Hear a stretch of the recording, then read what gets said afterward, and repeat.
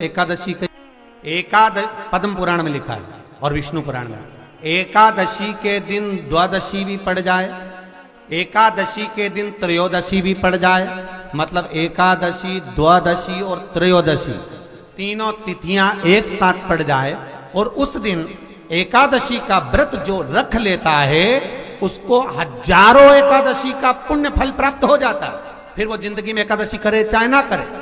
और फिर ध्यान देना, कोई मर रहा है, कोई तड़प रहा है और आपने तो अपने जीवन में एक ही एकादशी करी और वो कौन सी त्रिविधि। और मान लो कोई मर रहा है तो आप उसमें से अपनी एकादशी में से आप 5 एकादशी दे सकते, भले आपने एक करी हो, क्योंकि आपने हजारों कर ली एक साथ, उसका पुण्य आप किसी को प्रदान कर सकते, आप किसी को दे सकते।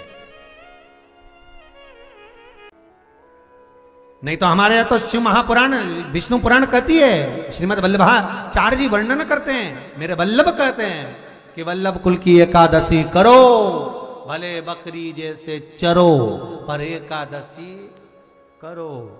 हमारे यहाँ तो शास्त्र कहता है एकादशी का व्रत भी करो तो मुंह उतार के मत करो रे।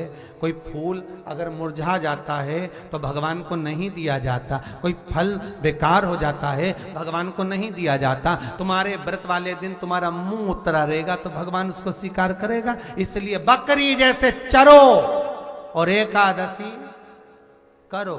जेब में भर लो मूंगफली का दाना, काजू इधर, मूंगफली का दाना इधर, खिचड़ी भी बना लो, मोरधन भी बना लो, चिप्स तल लो, पापड़ तल लो, और जो पपीता सेव फल केला जो जो है सब लिया फ्रिज पे, वॉशिंग मशीन पे। मालूम पड़े भूखे रह गए, पति के लिए रोटी खा ले, एकादशी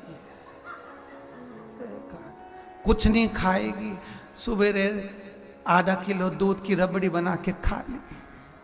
तो पति मन में सोचा फिर भी आवाज नहीं निकल रही, फिर अभी क्या खाएगी, खिचड़ी बनाई है और बादाम तल ली थोड़ी सी, और आधा किलो पपीता रखा था वो कतर लिया, और थोड़ा सा रायता बनाया बादाम का, अच्छा ठीक है, और चिप्स तल ली, और आलू भी तले हैं, ठीक है।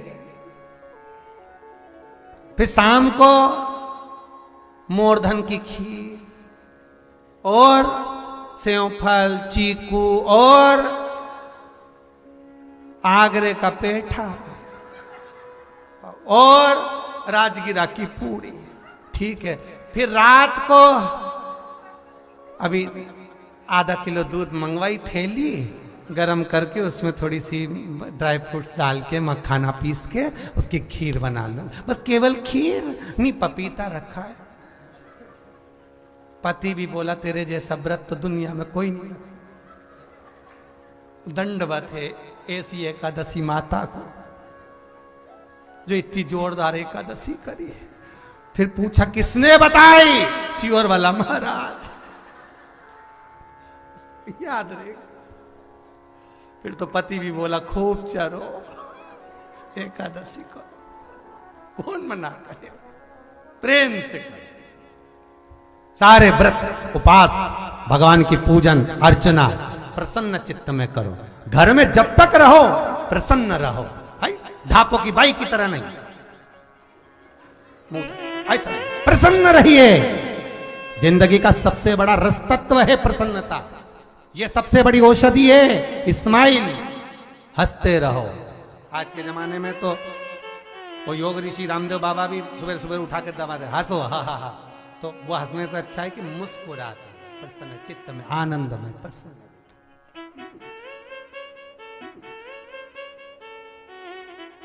अपनी प्रसन्न, जब देखो जब ऐसे मत दिखना कि कोई ने मार ठोक के बिठाया, प्रसन्न।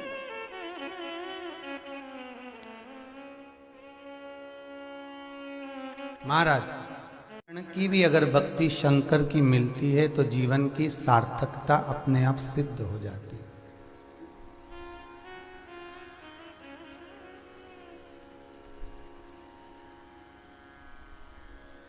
एक क्षण का भी अगर भगवान का भजन मिल जाए इस मानव की देह को, इस मनुष्य के शरीर को,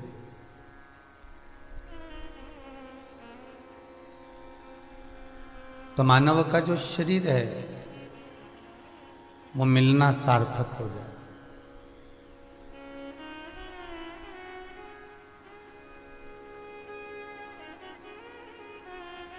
एक एक पल, एक एक घड़ी, एक एक क्षण हमारा जो निकल रहा है वो हमको काल की ओर लेकर जा रहा है।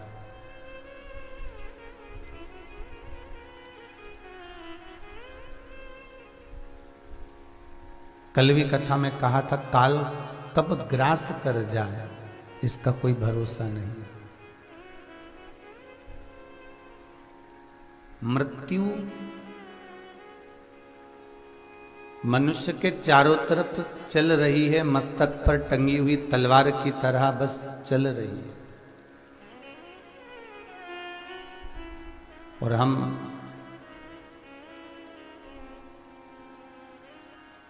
उस मृत्यु के इर्द गिर्द चारों तरफ चल रहे हैं। जब जिस समय, जिस पल, जिस घड़ी, जिस क्षण हमारी श्वासों की गिनती पूरी हो जाएगी, तब इस मानव देह को, मनुष्य को, इस शरीर को त्याग कर भगवत चरणारविंद की ओर जाना पड़ेगा।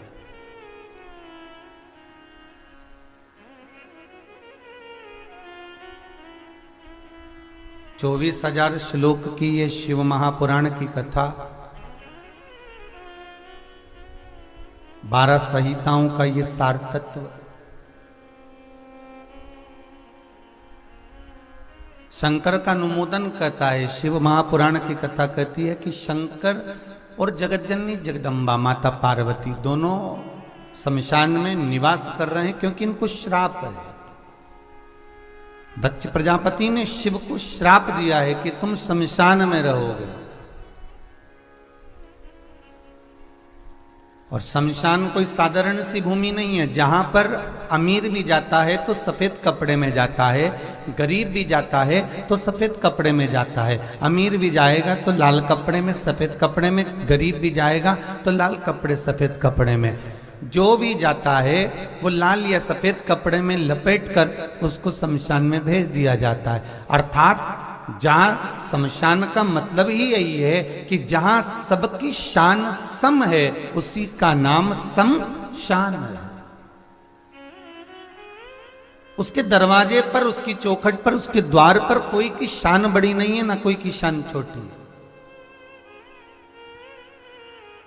आप अपने घर के कितने भी मालिक बन जाओ, अपने घर के कितने बड़ी भी सेठ बन जाओ, आप अपने व्यापार में कितनी भी उन्नति कर लो, आप कितना भी धन, वैभव, सत्ता सब एकत्रित कर लो, पर एक बात याद रखना कि तुम कितना भी वैभव, कितना भी धन, कितनी भी दौलत, कितनी भी संपदा एकत्रित कर लो, और कितने बड़े भी दुनिया में तुम्हें लोग सेठ कहें, चाहे तुम दुनिया में लोग जन्मे और उसको लोग भिक्षुक कहें, माना दुनिया कुछ भी कहे, पर उसके दरवाजे पर पहुंचने के बाद ना कोई सेठ रहता है, ना कोई भिखारी रहता है।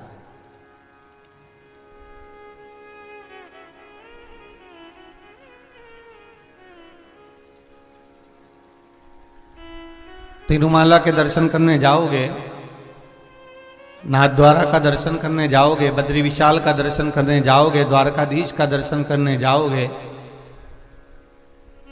जगन्नाथ का दर्शन करने जाओगे, तो हो सकता है कि आप 1500 का नोट, 2000 का नोट दो तो थोड़ा दर्शन अंदर से हो जाए, अच्छे से मिल जाए। पर शमशान में जहां शिव निवास कर रहा है, जहां भगवान शंकर रह रहा है, वहां धन और दौलत की कोई मायना ही नहीं होता।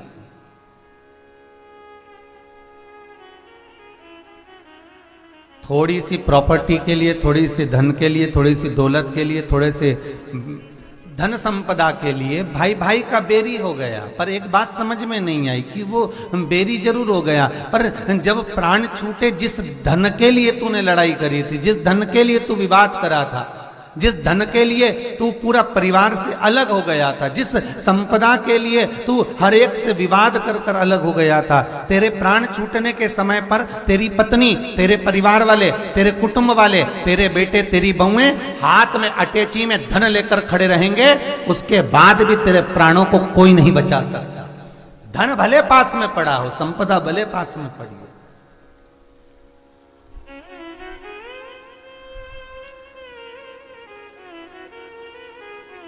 इसके बाद भी अकड़ इतनी राम।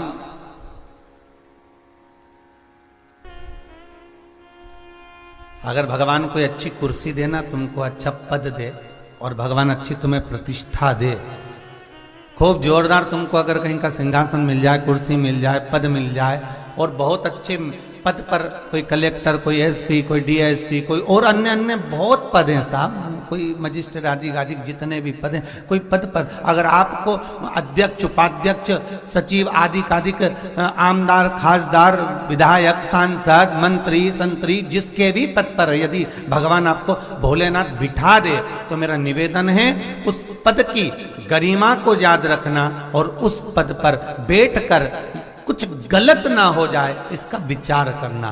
क्यों? जब तक कुर्सी तुम्हारी है तो दुनिया तुम्हें सलाम करेगी, पर जब तुम कुर्सी से नीचे उतर गए, पाला तुम्हें इसी संसार वासियों से पड़ेगा, जिनसे आपने बैर करा है, जिनसे आपने द्वेष करा है।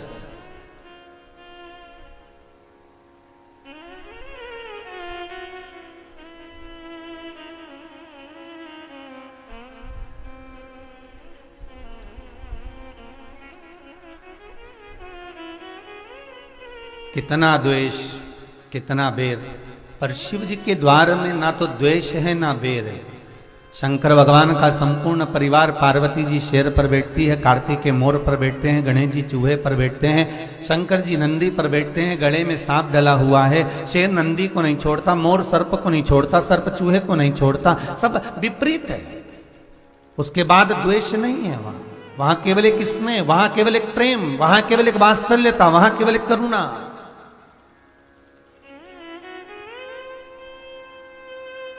वहां द्वेष नहीं है कुछ भी। थोड़ी धन संपदा की विवाद हो जाए, मेरा निवेदन है, अगर लड़ भी लिए ना थोड़ी जायदाद के लिए, प्रॉपर्टी के लिए, धन के लिए, संपदा के लिए, तो निवेदन है मीठी वाणी मत बंद करना, बोलचाल बंद मत करना, प्रेम बनाकर रखना। हो गया, धन गया, संपदा गई, सत्ता गई, वैभव गया, समय आएगा तो यही आपके काम आएगा, प्रेम बनाकर रखना। कल कथा में आपसे कहा था कि संत, साधु, सन्यासी, तपस्वी, साधक, उपासक, भगत, भक्त, ये जितने होते हैं, ये भगवान की भक्ति में, ये परिवार, नाते, रिश्ते, कुटुंब, कबीले को ना देखते हुए भगवान की अविरल भक्ति में नित्य डूबे, नित्य डूबे।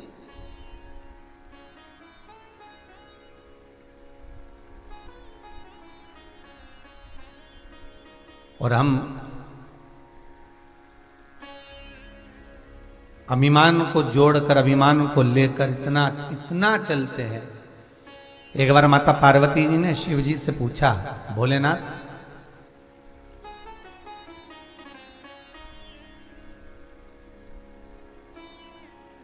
रुद्राक्ष का जो पौधा होता है इसमें कांटे नहीं होते, पर बेलपत्री का जो पौधा होता है इसमें कांटे होते हैं। बहुत सुंदर प्रसंग है, जरा ध्यान रखिएगा। स्कंद पुराण का ये पावन प्रसंग बड़ा आनंद करने वाला है, बड़ा सुंदर है। भोलेनाथ, मेरे मन का एक संशय है छोटा सा, और संशय केवल इतना सा है कि जो आपके नयन अश्रु से प्रकट हुआ रुद्राक्ष का पौधा, उसमें कोई शूल नहीं है, उसमें कोई कांटे नहीं है,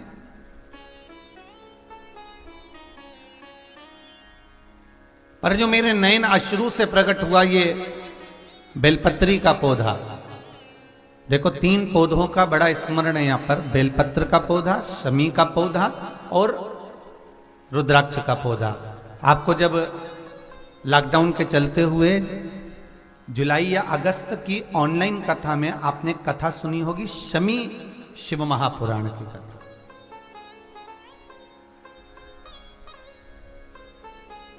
उस शमी शिव महापुराण की कथा में आपको शमी के पत्र का, शमी के वृक्ष का, शमी के पौधे का विवरण किया गया। और जिन्होंने नहीं सुनी हो वो हमारे चैनल पर जाना और उसको श्रवण करना, निकाल कर एक बार है उसको देखिएगा।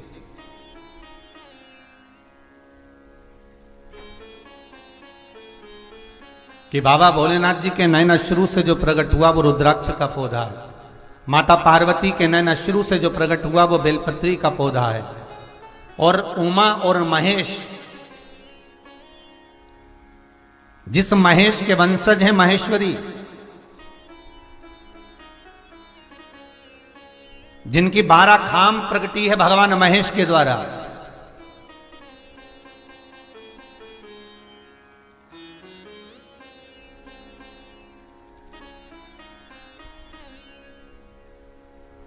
वो महेश और उमा और महेश का जो चरित्र है कि उमा और महेश का जब प्रागट्य हुआ, उमा और महेश जब दोनों आनंद में विभोर होकर जब चलते हैं और दोनों के बैठने से तप मुद्रा से जो पौधा उत्पन्न होता है वो शमी का पौधा है। शमी का पौधा। तो एक बात ध्यान रखिए, शिव जी के द्वारा जो निर्मित हुआ उसमें कोई शूल नहीं है, उसमें कोई कांटे नहीं है। पार्वती के द्वारा जो निर्मित हुआ बेलपत्री का पौधा, उसमें कांटे हैं। और पार्वती के मिलन से भी जो उत्पन्न हुआ है शंकर के साथ में, उसमें भी कांटे हैं। शमी के पौधे में भी कांटे, शमी के वृक्ष में भी कांटे।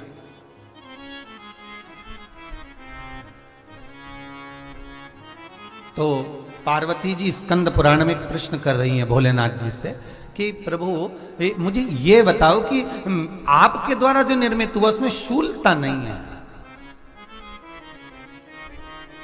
पर मेरे द्वारा जो निर्मित हुआ उसमें शूल क्यों आया है, उसमें कांटा क्यों आया है? थोड़ा सा माताओं, मेरी जीजियों, आपको थोड़ा बुरा तो लगेगा इस प्रसंग को सुनकर, पर लग जाए, पर आज कथा निकली है तो सुन लो है कि शिवजी जिस रुद्राक्ष को उत्पन्न कर रहे हैं उसमें शूलता नहीं है, पर पार्वती जी जो संग में मिली हैं उसमें भी शूलता है, और पार्वती के द्वारा जो प्रकट हुआ बेलपत्र उसमें भी शूलता है। तो भगवान महादेव बोलते हैं, पार्वती मैं तुझे कुछ कहूं और कहने पर तुझे तेरे हृदय में कोई बात चुभे, शूल लगे तो मुझे ठीक नहीं लगेगा। नहीं नहीं नहीं, आप कहिए प्रभु, मैं सुनने के लिए तैयार हूं, आप तो बोलो कि कारण क्या है। भगवान कहते हैं, पार्वती बस अंतर इतना है, नारी का जो स्वभाव होता है, स्त्री का जो स्वभाव होता है, उसके हृदय में छोटी छोटी बात के शूल बहुत होते हैं।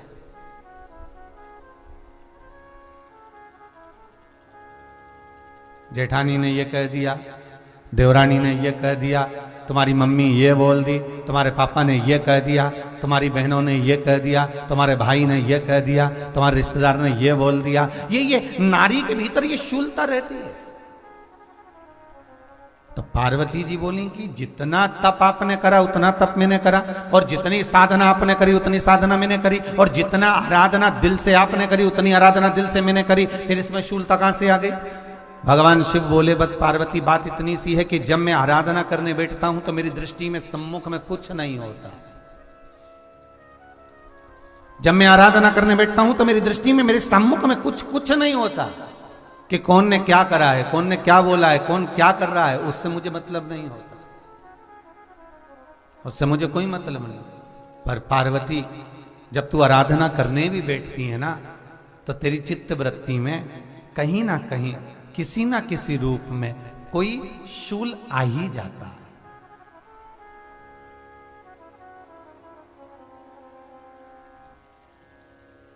कई माताओं की आदत देखी साहब, भगवान की सेवा करने बैठी है तो भी भीतर थोड़ा सा शूलता भरी हुई है। महाराज बताओ, इतने सारे भगवान इकट्ठे कर लिए, मैंने बोला था बहू से कि वहां रख लेती है, बताओ इतने सारे यहां पर लाकर रख दिए हैं, अब इसकी सेवा करना पड़ रही है, अब ये करना पड़ रहा है।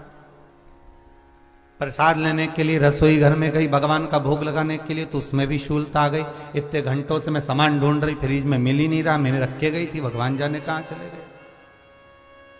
भगवानों को वस्त्र पहना रही है तो शूलता है। अलमारी का ड्रॉज खोला, इसमें मैंने सामान रखा था, ना जाने भगवान का श्रृंगार कहां चले गया, कौन ने हाथ लगाया, फिर शूलता आ गई। भोजन करने बैठे तो शूलता है, कोई कार्य के लिए जा रहे हो तो शूलता है।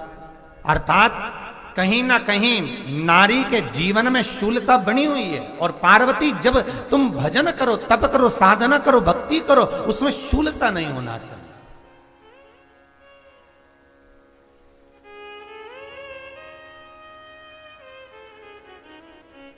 पार्वती जी ने कहा, भोलेनाथ तो क्या आप मुझे स्वीकार नहीं करेंगे बेलपत्री के रूप में?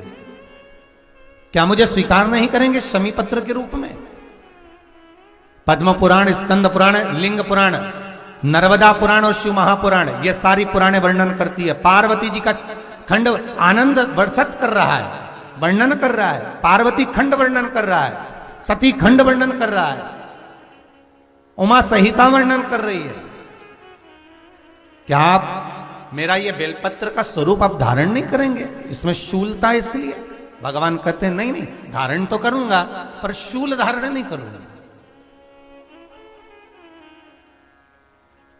मैं शूल धारण नहीं करूंगा। मतलब बेलपत्री में जो कांटे लगे रहते हैं बेलपत्री की, उस डाली के अंदर जो कांटे शूल रहते हैं, भगवान शिव वो धारण नहीं करते। आप उस बेलपत्री को आप बड़े प्रेम से, आनंद से पत्ते को निकाल लीजिए, तोड़ लीजिए, उतार लीजिए और फिर भगवान को वो प्रेम से समर्पित करो तो भगवान स्वीकार करना।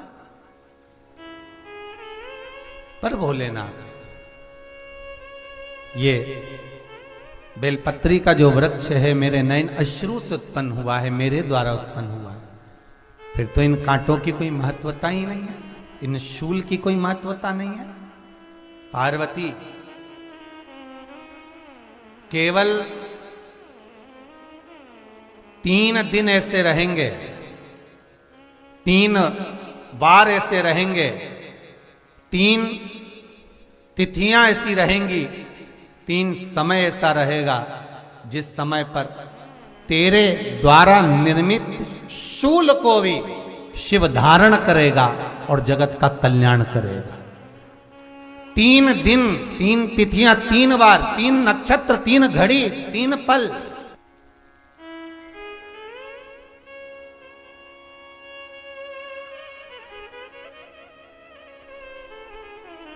जिसमें बाबा शूल भी धारण करते हैं, और शूल अकेले धारण नहीं करते महाराज। जो धतूरा होता है ना, दर्शन करें धतूरे के, कांटे कांटे सा होता है धतूरा, तो वो धतूरे के साथ में बाबा शूल धारण करते हैं, बेलपत्री के शूल को। ये बहुत बहुत आनंदमय कथा है महाराज जी। जिसके जीवन में हमेशा कांटे ही मिले हैं। बेटी बड़ी हुई तो घर में मायके में दुख देखा, और मायके से गई ससुराल में तो ससुराल में दुख देखा। ससुराल में भी दुख देखने के बाद में भी पति को बहुत कुछ काम खुलवाया, बहुत धंधे खुलवाए, नौकरी लगवाई, पर वो पति बार बार छोड़ कर आ गया, बार बार तकलीफ भोग रहा है, बार बार कष्ट भोग रहा है। फिर थोड़े दिन काम करता है, थोड़े दिन छूट जाता है, फिर व्यापार में बढ़ता है, फिर छूट जाता है, फिर कोई दुकान खुलवाई, थोड़े दिन अच्छी चली, फिर वापस वहीं घर पर आकर बैठ गया। अर्थात उसके जीवन में वो शूलता चल रही है। तो बाबा देवाधिदेव महादेव कहते हैं, ये 3 घड़ी, 3 पल, 3 नक्षत्र, 3 समय, 3 दिन में जो शूल मुझे समर्पित करता है, उसके जीवन से मैं शूल हटा देता हूं। वो 3 दिन लिखे स्कंद पुराण।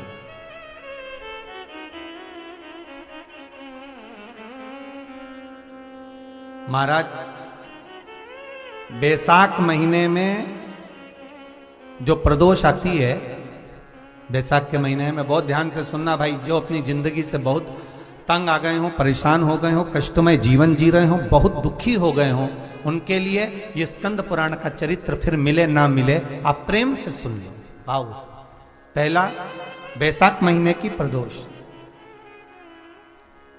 चाहे वो शनिचरी प्रदोष हो, चाहे रविवार की हो, सोमवार की हो, मंगल की हो, बुधवार की हो, गुरुवार की हो, शुक्रवार की हो, शनिवार की हो, कोई भी वार की हो, पर बैसाख महीने की प्रदोष, प्रदोष काल में शाम का समय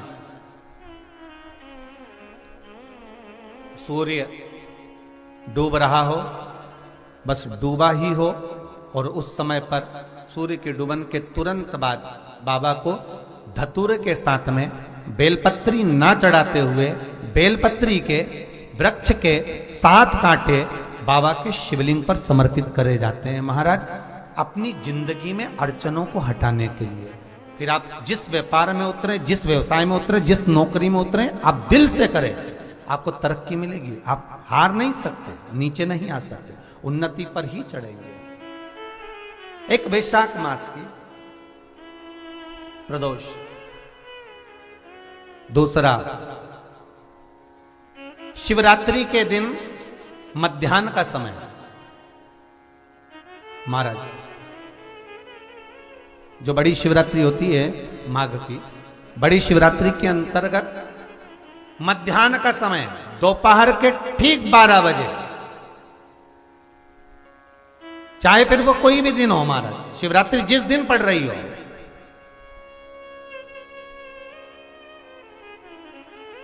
उस दिन भी धतूरे के साथ बाबा को 7 कांटे बेलपत्री के वृक्ष के समर्पित होते हैं महाराज। इसमें आप ये वाले जो कांटे हैं जो शिवरात्रि के दोपहर 12 बजे वाले हैं, अगर कोई मदिरा पीने वाला हो, व्यसन में डूबने वाला हो, कोई जुआ खेलने वाला हो, कोई गलत वैश्यावृत्ति करने वाला या अपने मार्ग से विचलित कोई व्यक्ति है, उसके लिए भी ये कांटे बहुत काम आते हैं महाराज। दूसरा, पार्वती तेरे द्वारा तेरे नयन अश्रु से जो प्रगटा हुआ बेल का वृक्ष है, द्वितीय शूल मैं वहां धारण करता हूं, तृतीय शूल, तीसरा शूल जो वर्णन करा गया महाराज, भगवान श्रावण के महीने में जो भी दूसरा सोमवार पड़े, जो भी पड़े, श्रावण के महीने का दूसरा सोमवार, आप सबको पहले भी श्रावण के महीने में जो कथा कही उसका व्याख्यान वर्णन करा कि श्रावण का महीने का महत्व क्या है, वो भी आपको ऑनलाइन कथा में आप लोग सुन चुके हैं, लाइव कथा में श्रावण का पूरा महत्व बताया था कि श्रावण के महीने में शंकर भगवान को पूरा लेखा जोखा का भार प्रदान किया गया था। दूसरा सोमवार, श्रावण के महीने का जो दूसरा सोमवार होता है, उस दूसरे सोमवार में रात्रि के समय पर, अर्थात शास्त्र अब घड़ी और पल का स्मरण करेंगे तो रात्रि के बजेंगे 10 से 12 बजे महाराज, 10 से 12 के बीच में धतूरे के साथ बाबा को शूल समर्पित होता है महाराज। ये भी हमारी बाधाओं को, हमारी तकलीफों को, व्यापार व्यवसाय के लिए, नौकरी सर्विस के लिए, बहुत सारे एग्जाम में आप बैठ लिए, गवर्नमेंट एग्जाम के लिए बैठ लिए, नहीं हो रहा, ये 3 बार मेरे शंकर को बेलपत्री के वृक्ष के शूल समर्पित होते हैं, उसका आनंद पाना और उससे अपने को सुख प्राप्त करना। पार्वती प्रसन्न हो जाती है, बाबा भोलेनाथ के चरणों में कहती है, बाबा आपने कहा कि मेरे भीतर जिस समय आपने तप करा तो आपसे रुद्राक्ष का पौधा उत्पन्न हुआ, और मेरे तप करने से ये बेलपत्री का जो पौधा उत्पन्न हुआ, इसके शूल का सुख पाया है।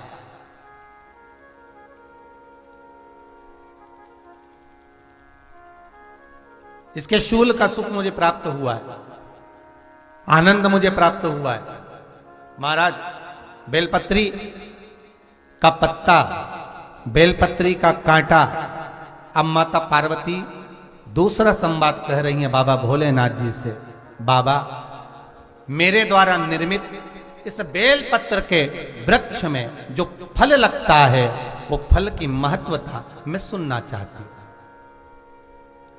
उसको सहज भाषा में कहते हैं हमारे यहाँ बीला, अब आप क्या क्या कहते हैं, बेल कहते हैं, बीला कहते हैं। ऐसा फल बेलपत्री के वृक्ष के अंदर बड़ा बड़ा फल लगता है, बेल का फल, बीले का फल, उसकी महत्वता मुझे श्रवण करना, उसकी महत्वता मुझे धारण करना। महाराज भगवान काशी विश्वनाथ, भगवान शंकर आनंद में विराजमान है, काशी नगरी है बाबा की, सुंदर बाबा मेरे काशी में आनंद वन में, नंदन वन में सुख पा रहे हैं, बैठे हैं। पार्वती फिर बात करी, आपने मुझे शूल की महत्वता कही है, पर उस शूल की महत्वता के साथ मुझे उस बेलपत्र का, जो बेलपत्र का पौधा मेरे नयना शुरू से प्रकट हुआ है, मेरी तप साधना से प्रकट हुआ है, और ये बेलपत्री का पौधा, ये रुद्राक्ष का पौधा, ये शमी का पौधा कोई साधारण नहीं है महाराज। शास्त्र कहता है हजारों हजार वर्ष तक मां जगत जननी जगदम्बा माता पार्वती और बाबा भोलेनाथ दोनों तप मुद्रा में डूबे, दोनों साधना में डूबे, तब जाकर ये बेलपत्री का वृक्ष हमें प्राप्त हुआ, ये रुद्राक्ष का वृक्ष हमें प्राप्त हुआ।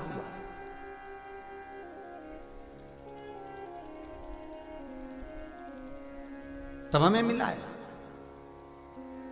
इस बेल पत्री में क्या क्या गुण है महाराज।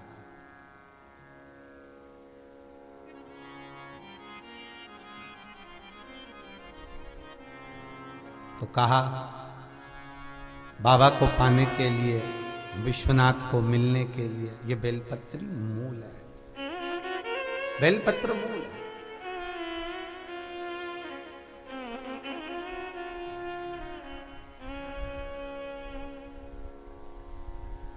और कहे जैसे वो कहते हैं ना कि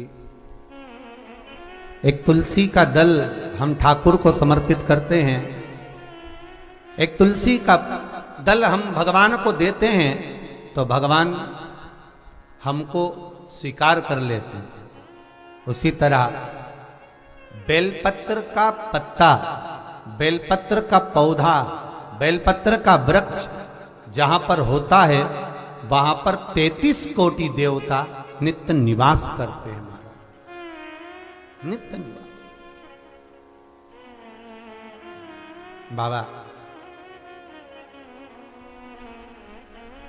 मैंने बहुत समय तक तप करा, साधना करी, आपकी भक्ति धारण करी, बस मेरा एक निवेदन स्वीकार करिए। अब आपने जो शूल की महत्वता कही और आप 3 दिन इस शूल को स्वीकार कर लिए महाराज, श्रावण का महीना, बैसाख का महीना और शिवरात्रि का दिन जो मिल गया वो आनंद तो मुझे पाया। पर बाबा अब मेरी अभिलाषा ये है कि उस बेलपत्री के पौधे में, उस बेलपत्री के वृक्ष में जो बेल लगा हुआ है, जो फल लगा हुआ है, उस फल की मुझे महत्वता श्रवण कर। लिंग पुराण कहती है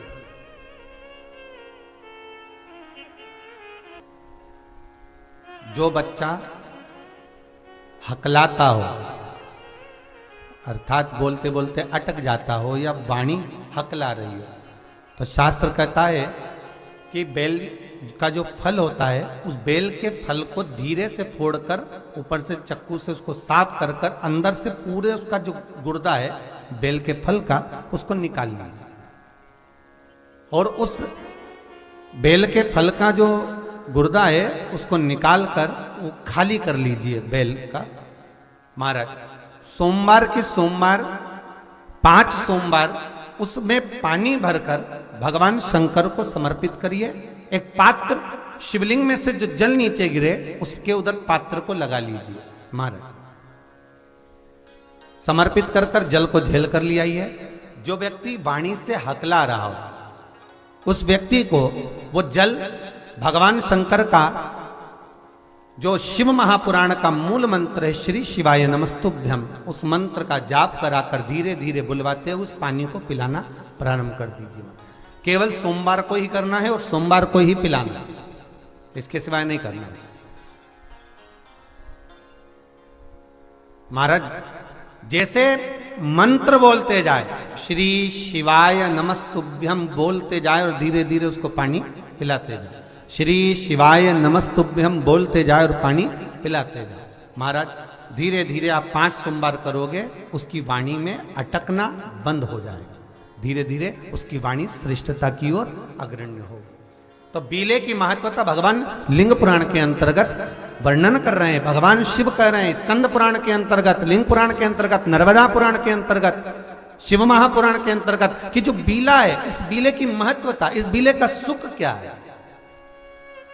तो क्या कहा महाराज जी, भगवान शिव कहते हैं अरे पार्वती 1000 अश्वमेध यज्ञ में अग्नि कुंड के अंदर पूर्ण आहुति पर जो गोला समर्पित किया जाता है और एक बेल, एक बीला बैसाख महीने में जो मुझे समर्पित कर देता है उसको 1000 अश्वमेध यज्ञ का पुण्य फल प्राप्त हो जाता है।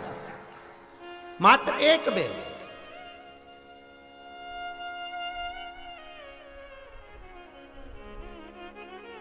बहुत अच्छे से समझना महाराज, फिर समझ लीजिए। केवल सारे शिवलिंग में एक नर्मदेश्वर महादेव ऐसे होते हैं जिन पर कुछ भी चढ़ाओगे तुम खा सकते हो। भगवान को अगर भोग लगाया तो तुमने खा लिया। भगवान के शिवलिंग को अगर कोई वस्तु टच हो गई तो तुम पा सकते हो। मिठाई हो, चूरमा हो, लड्डू हो, पेड़ा हो, गुलाब जामुन हो, इमरती, भजिया, पकोड़ा, फल फ्रूट जो भी होगा वो पा सकते हो। पर नर्मदेश्वर शिवलिंग को छोड़कर शिव महापुराण के अंतर्गत विद्धेश्वर संहिता में लिखा हुआ है कि बाकी के जितने शिवलिंग होंगे उसको अगर कोई वस्तु टच हो गई तो वो खाने के लायक नहीं रहती, वो सांसारिक मनुष्य नहीं खा सकता। शंकर के मंदिर का प्रसाद संसार का मनुष्य उसको ग्रहण नहीं कर सकता, उसको केवल बैरागी त्यागी जिसने घर छोड़ दिया, परिवार छोड़ दिया, अपने कुटुंब कबीले को छोड़ दिया, केवल वही पा सकता है। ये शिव महापुराण की विद्धेश्वर संहिता कर रही है।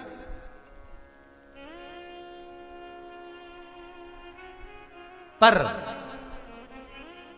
शंकर कह रहे हैं, मां उमा से, मां पार्वती से, मेरा महेश कह रहा है, मेरा बाबा भोलेनाथ, मेरा बाबा विश्वनाथ, मेरा त्रिकालदर्शी कैलाशी अविनाशी कह रहा है कि हे पार्वती,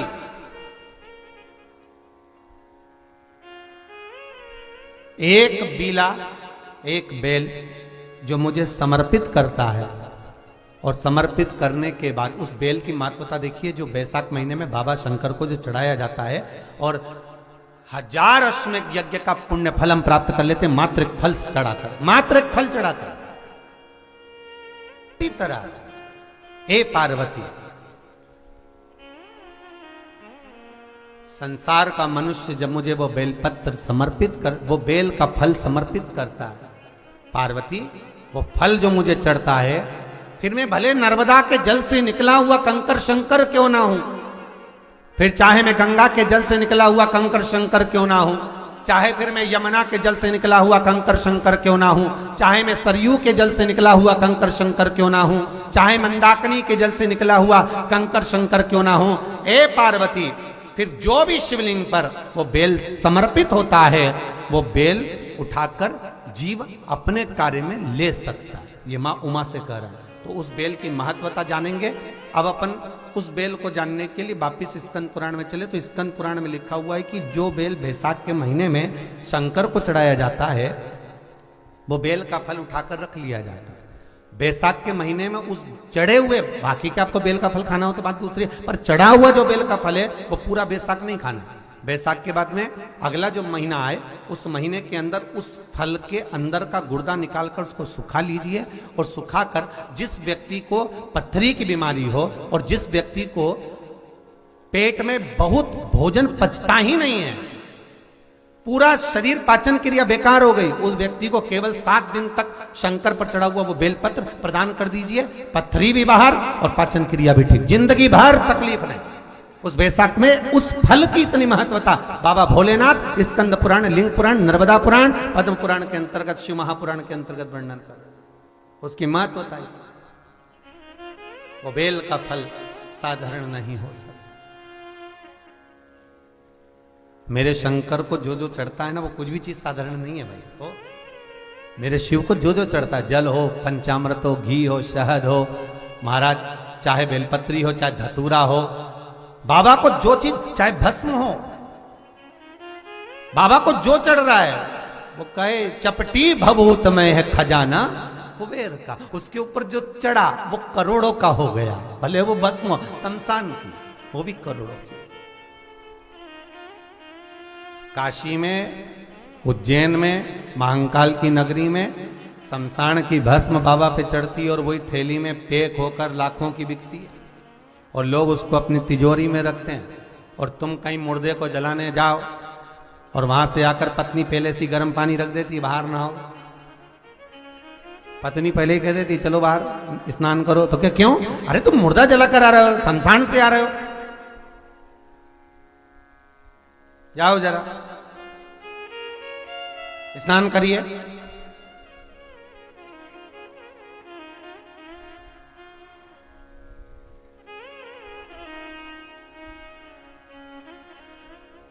कितना सुंदर चरित्र कहता है महाराज जी कि हमारे शास्त्र कहते हैं कि मुर्दा जो जलता है उसके जलन का जो धुआं है वो व्यक्ति के पुण्य को नष्ट कर देता है। देखना प्रसंग देखिए, पुण्य नष्ट हो गए, पर शमशान से आने के बाद स्नान जब व्यक्ति कर लेता है और करने के बाद तुलसी के क्यारे की मिट्टी का मात्र तिलक लगा लेता है तो जो शमशान में उसका पुण्य समाप्त हुआ उससे 1000 गुना पुण्य वो वापस प्राप्त कर लेता है। जरा विचार करिए जरा, कितना कितना सुंदर लिखा है विष्णु पुराण के अंतर्गत। अब एक तरफ शास्त्र कह रहा है कि शमशान का धुआं लगा तो पुण्य गया। आपने जो व्रत करा, एकादशी का उद्यापन करा, 16 सोमवार के व्रत करे, उद्यापन करा, बेबहू लक्ष्मी का व्रत करा, उद्यापन करा, चतुर्थी का उद्यापन करा, जो जो उद्यापन माताएं पुरुष वर्ग जो करता है, और शमशान का मात्र धुआं लगते ही हमारे सारे पुण्य एक साथ समाप्त हो जाते हैं। पर वो पुण्य को 1000 गुना वापस प्राप्त करने का एक ही तरीका है कि शमशान से जब आए, आकर स्नान कर कर तुलसी के क्यारे की मिट्टी का तिलक लगा लें, बस फिर वो पुण्य 1000 गुना प्राप्त वापिस हो जाता है, 1000 गुना होकर वापिस प्राप्त।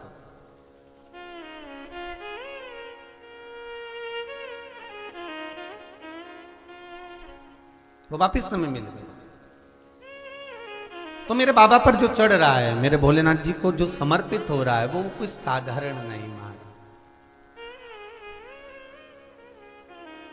और बाबा को चढ़ा भी ऐसा, शहद चढ़ा तो मधुमक्खी का झूठा था, दही चढ़ा वो भी झूठा था, दूध चढ़ा वो बछड़ों का झूठा था, जल चढ़ा वो मछली का झूठा था, फूल चढ़ा वो भंवरों का झूठा था, बेलपत्र चढ़ी वो सर्पविष की झूठी।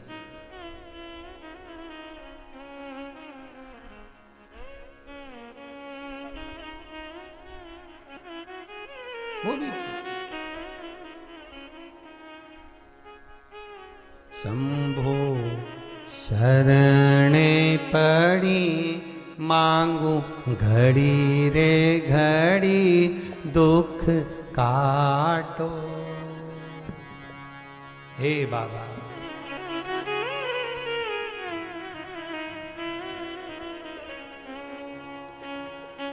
एक कृपा मेरे ऊपर करें, मैं भले झूठा समर्पित कर रही हूं पर उसका फल मुझे।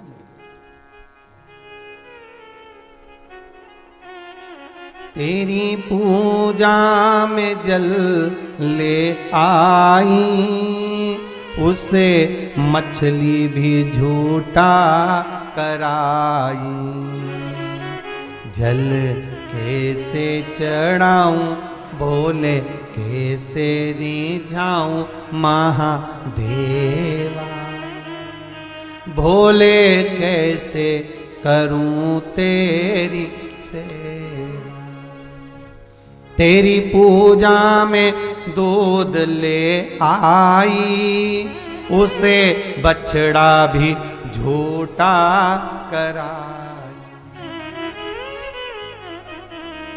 दूध कैसे चढ़ाऊं भोले कैसे रिझाऊं महादेवा, भोले कैसे करूं तेरी सेवा। सब झूठा।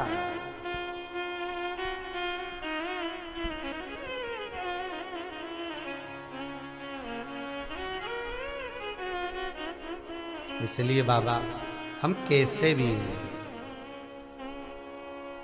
हम में कितना भी कपट भरा हो, छल भरा हो, हम कितने भी पापी हो, पर हैं तेरे। हम कैसे,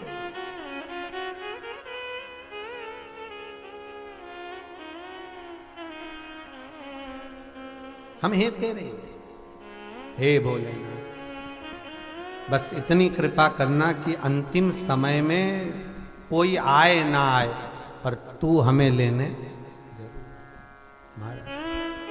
जाना है हमको कैलाश, ओ भोले बाबा जाना है हमको कैलाश, ओ भोले बाबा जाना है हमको कैलाश, ओ भोले बाबा जाना है हमको कैलाश, ओ भोले बाबा हमको कैलाश, भोले हमको कैलाश, हमको कैलाश भोले हमको कैलाश, ओ हमको कैलाश भोले हमको कैलाश, हमको कैलाश भोले हमको कैलाश, ओ हमको कैलाश। ओ भोले बाबा जाना है हमको कैलाश। ओ भोले बाबा ओ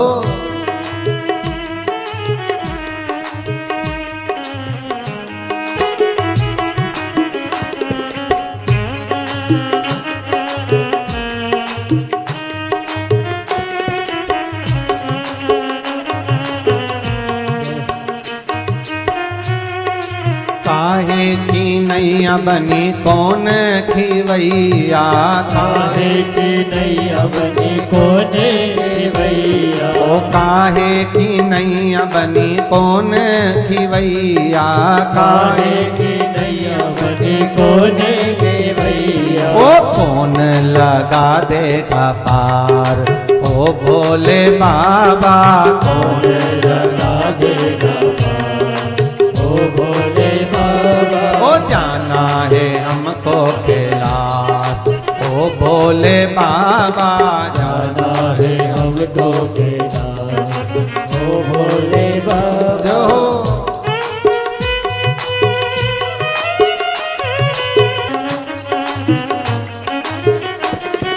चंदन की नैया बनी भोले खिवैया। चंदन की नैया बनी भोले खिवैया। ओ चंदन की नैया बनी भोले खिवैया। चंदन की नैया बनी भोले खिवैया। शिव शंकर लगा देंगे पार। ओ भोले बाबा शंकर लगा देंगे पार। ओ भोले बाबा ओ जाना है हमको कैलाश। ओ भोले बाबा जाना है हमको कैलाश। ओ भोले बाबा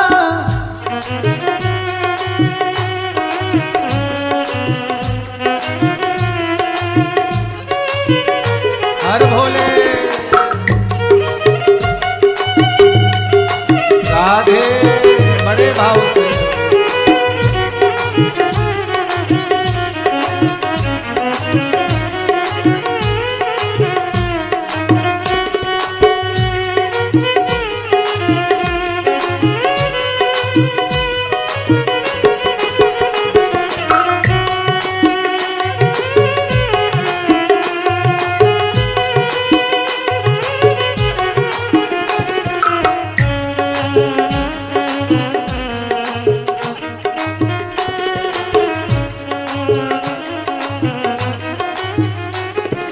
काहे की माल बनी कौन नाम जपना। काहे की माला बनी कौन नाम जपना। काहे की माला बनी कौन नाम जपना। काहे की माला बनी कौन नाम जपना। ओ कौन लगा देगा पार। ओ भोले बाबा कौन लगा देगा पार। ओ भोले बाबा ओ जाना है हमको कैलाश। ओ भोले बाबा जाना है हमको कैलाश। ओ भोले बाबा ओहो।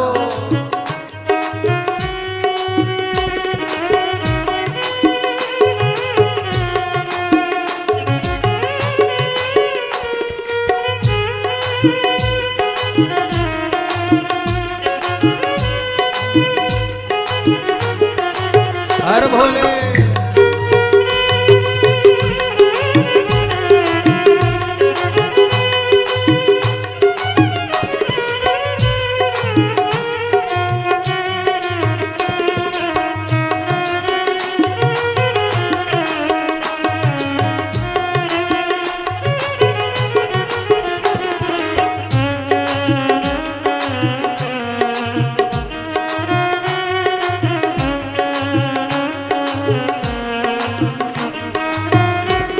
ओ तुलसी की माला बनी राम नाम जपना।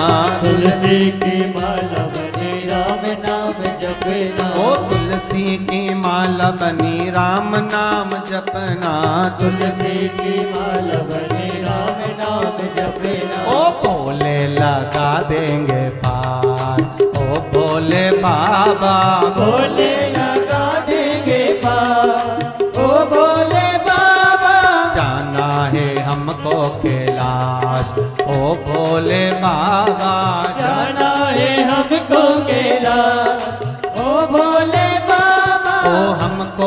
कैलाश बोले हमको कैलाश, हमको कैलाश बोले हमको कैलाश, ओ हमको कैलाश बोले हमको कैलाश, हमको कैलाश बोले हमको कैलाश, ओ जाना है हमको कैलाश, ओ भोले बाबा जाना है हमको कैलाश, ओ भोले बाबा, ओ जाना है हमको कैलाश, ओ भोले बाबा। जाना है हमको कैलाश, ओ भोले बाबा।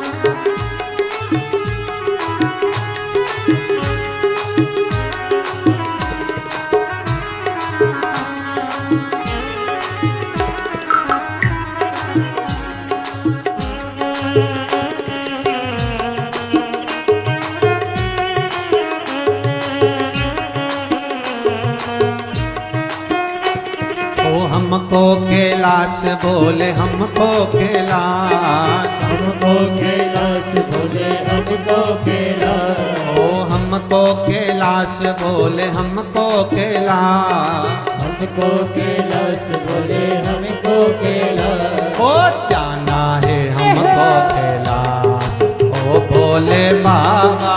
जाना है हमको कैलाश, ओ भोले बाबा, ओ जाना है हमको कैलाश, ओ भोले बाबा। जाना है हमको कैलाश, ओ भोले बाबा, जाना है हमको कैलाश, ओ भोले बाबा। जाना है हमको कैलाश, ओ भोले बाबा। हर हर महादेव। भगवान शिव ओघड़दानी कृपालु त्रिकालदर्शी कैलाशी अविनाशी का शिव महापुराण कह रहा है कि बेल का जो फल बैसाख महीने में हम शिव को चढ़ाते हैं वो किसी भी शिवलिंग पर चढ़ा सकते हो और उसका पान भी आप कर सकते हो, उसको खा भी आप सकते हो। बाकी के समय पर आप जो नर्मदेश्वर महादेव हैं केवल उन्हीं पर चढ़ा हुआ पा सकते हैं।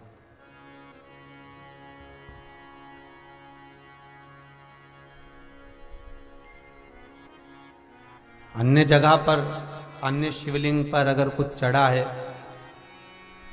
शिवलिंग को यदि वो टच कर गया तो फिर आपको नहीं पाना। अच्छा, कई लोगों के मन में एक प्रश्न आता है महाराज, प्रश्न तो बहुत सारे हैं, यहाँ पर भी बहुत हैं और ऑफिस में भी लिख लिख के लोग बहुत सारे दे जाते हैं, तो जितने पढ़ सकते हैं उतने पढ़ कर बता दें। एक प्रश्न लोगों का बहुत अच्छा है कि हमारे जो पूजन बाड़ी होती है, हमारे पूजन का घर होता है, पूजन बाड़ी होती है, पूजन का मंदिर होता है हमारे घर के अंदर, उसमें ठाकुर जी भी हैं, शंकर जी भी हैं, गणेश जी भी हैं, देवी जी भी है, सारे देवता जी भी हैं। तो वहां पर हम जो भोग लगाएं तो वो हम लोग खाएं कि ना खाएं? अब ध्यान देना महाराज, जिस पूजन वाणी में, जिस मंदिर में, आपके घर के मंदिर के अंदर आप पूजन करते हैं, भोग लगाते हैं, अर्चना करते हैं, उसमें सभी देवता विराजमान हैं और सारे देवता को आप जो भोग लगा रही हो वो थोड़ा दूर से लगा रही हो।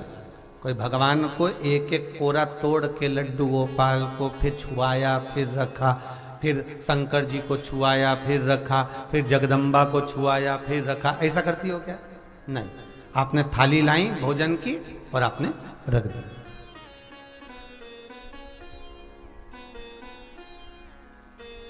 और थाली रख कर रखा, सामने थाली है और बिल्कुल सम्मुख में भगवान, बिल्कुल सम्मुख में भगवान। अब उनको स्पर्श हुई क्या थाली? नहीं, उन्होंने भाव से स्वीकार करा।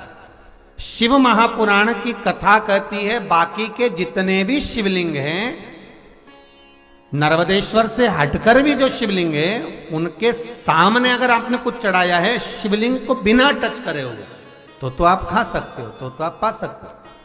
पर यदि किसी भी मंदिर में अगर जो सामग्री आपने शिवलिंग को लगा दी गई है तो फिर उसका भोग आप नहीं कर सकते। वो कोई बैरागी, कोई त्यागी जिसने परिवार, कुटुंब, कबीला, नाते, रिश्ते सब छोड़ दिए हों, फिर बस वो उसके महाराज, फिर वो उसके लिए समझ। तो यहां पर शिव महापुराण का सुंदर प्रसंग, माता जगतजननी और शंकर का संवाद चल रहा है, मां पार्वती और शिव का संवाद।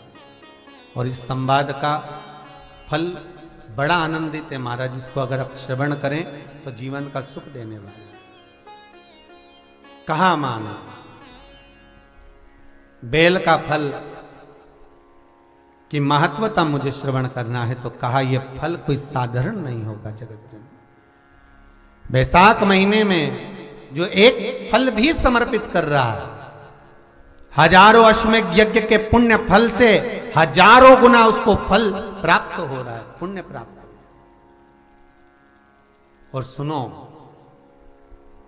हे जगतजननी जगदम्बा, हे पार्वती, जब शिव और शक्ति, देवी और शंकर, भगवान शिव और जगदम्बा का या आदिक 33 कोटि देवताओं का जहां पर विशाल यज्ञ का आयोजन होगा, बड़े बड़े अनुष्ठान, बड़े बड़े यज्ञ जहां होंगे, उस यज्ञ में तुम्हारे और मेरे स्मरण से ये बीला जो फल है इसकी आहुतियां प्रदान करी जाए। और उस आहुति को भी आप समझ लीजिएगा महाराज,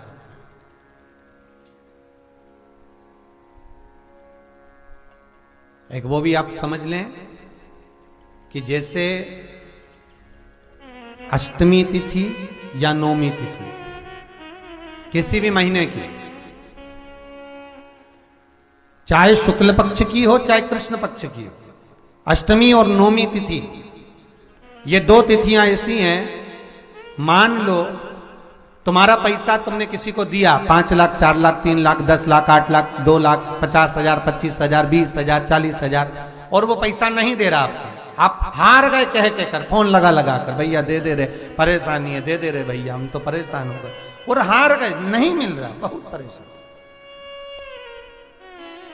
तो महाराज किसी भी अष्टमी या नौमी तिथि के दिन आप मां जगतजननी जगदम्बा का शिव के साथ में, शिव शक्ति का स्मरण कर कर देवी के नाम की 9 आहुतियां, सूखे बीले की, मतलब बीला जो सूख चुका है, फल जो सूख चुका है, उसकी 9 आहुतियां अग्नि में शंकर और सती के नाम से, शंकर और शिव के नाम से समर्पित करें।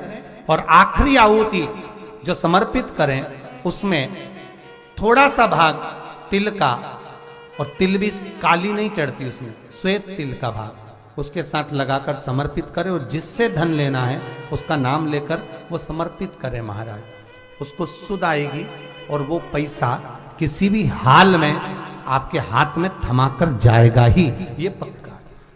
उसकी आहुतियां, हे जगतजननी, हे जगदम्बा, तेरा नेत्र बिंदु से जो प्रकट हुआ वृक्ष है बेलपत्र का, उस वृक्ष की एक एक जड़ हो, टहनी हो, डाली हो, फल हो, शूल हो, वो सब मुझे अंगीकार है, मुझे स्वीकार,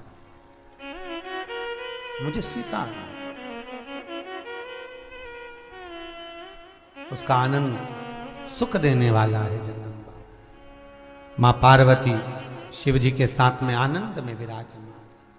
और एक निवेदन आप सबसे कहूंगा, प्रयास करिएगा जीवन में 2 रोटी कम खा लो पर किसी से कर्जा मत लो।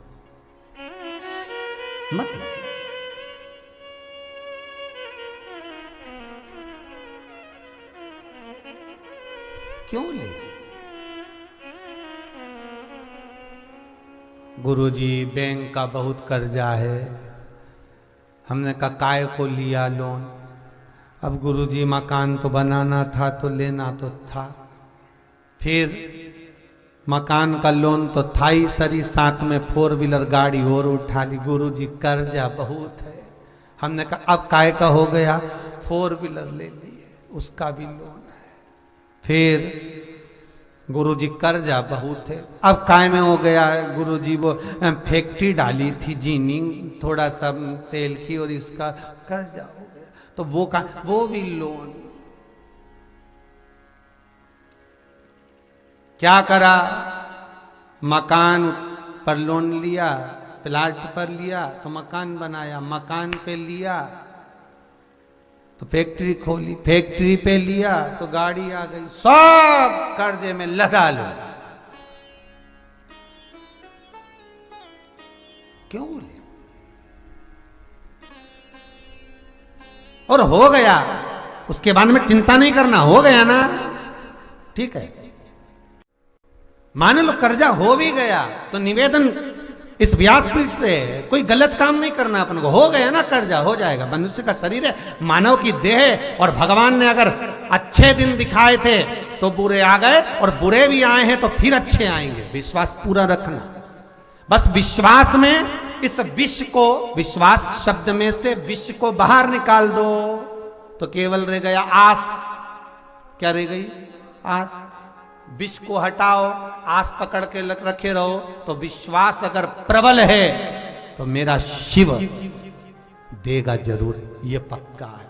और इतना देगा जैसे ये कौशल परिवार कथा करा रहा है, जिंदल परिवार ने कथा कराई, लॉकडाउन से लगातार ऑनलाइन कथा निरंतर चल रही है, और बाबा इनको जैसा दिया मेरा विश्वनाथ आपको भी देगा, और आप भी कहेंगे कि ये कथा हम भी करा, ये बाबा देने वाला, कोई दूसरा नहीं, कोई दूसरा नहीं देगा। और आपसे निवेदन है, हम नीचे उतरे उसके बाद हमसे पूछो भी मत कि महाराज हम कोई तकलीफ, काय को पूछते हो, हमारे भाई कोई आता है क्या, कि हम कोई बाबा जोगी जाने कुछ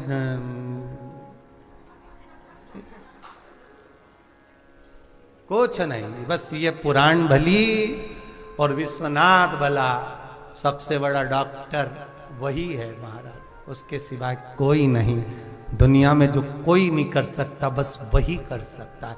कब एक घोड़े के दिन पलट दे, कब रंक को राजा कर दे, वो वही जानता है। कभी एक आध बार आपको आदरणीय प्रधानमंत्री जी मिल जाएं, मोदी जी, तो उनसे पूछना कि गुजरात छोड़कर काशी चुनाव लड़ने काहे को गए। कभी मिल जाएं तो एक बात तो जरूर कर लेना, क्या सियोर वाला महाराज बोला है कि गुजरात छोड़कर काशी क्यों झगड़ा लड़ाई करने में पहुंचे आप चुनाव लड़ने के लिए, उसका कारण बताओ। तो मोदी जी भी कह देंगे महाराज जो यहां से शुरू करता है उसका कभी एंड नहीं होता, वो शुरू ही शुरू रहता है, बस बात है। क्योंकि शंकर शमशान में निवास करते हैं, और जो शमशान से शुरुआत होती है फिर वो विराम नहीं हो सकता, वो विराम नहीं हो सकता। पूरा गुजरात छोड़ा, मध्य प्रदेश छोड़ा, वहां यूपी गए, और वो भी विश्वनाथ की नगरी, क्योंकि मेरा भोलेनाथ जब रीझ जाता है तो फिर देने में कमी नहीं रखता, फिर तो दमादम दिए जाओ, दे दम, वो भी के ले जाओ, लिए जाओ। कभी विचार करिए,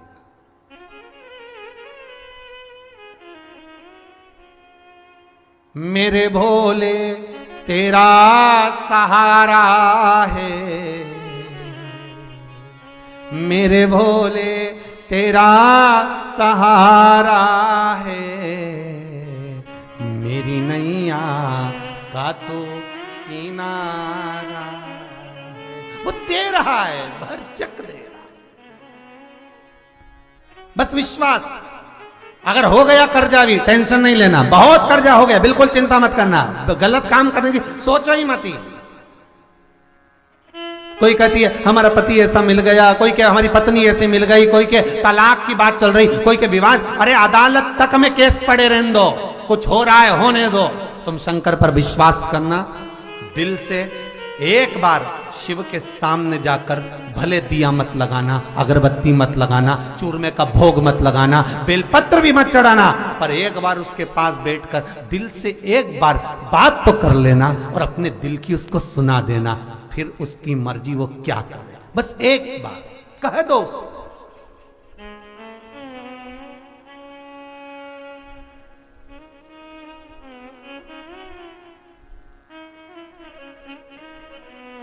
बस एक बार उससे कहना और दिल से कहना, बाबा बस इतनी सी बात है, वो सियोर वाला महाराज बोला है और हम तो कुछ जानते नहीं, पूजन ना अर्चना कुछ भी नहीं जानते, बस हम तो इतना जानते हैं कि तुम शिवलिंग में शंकर बसा है, त्रिलोकी का नाथ है, और एक शिवलिंग के अंदर केवल अकेला शंकर नहीं है, जहां पर गोल धारी पर शिवलिंग रखा हुआ है वो जगदम्बा पार्वती का हस्त कमल है। जहां पर से पानी नीचे गिर रहा है उसका राइट भाग में गणेश और लेफ्ट भाग में कार्तिकेय हैं। बीच में शिवलिंग के सामने जो मोटी सी लाइन है वो शंकर भगवान की छोटी लड़की अशोक सुंदरी है। शंकर भगवान के ऊपर जलाधारी में से जो बूंद बूंद पानी गिर रहा है वो साधारण नहीं, शंकर भगवान की 5 लड़कियां जया, विषहरा, शामली बारी, दोतली और देव है। शंकर भगवान के 13 की 13 बच्चे एक ही शिवलिंग में विराजमान है। और जहां पर शिवलिंग ऊपर की ओर रखा हुआ है वहां पर 33 कौटी देवता विराजमान है। जहां से शंकर का पानी चढ़ा हुआ निकल कर जाता है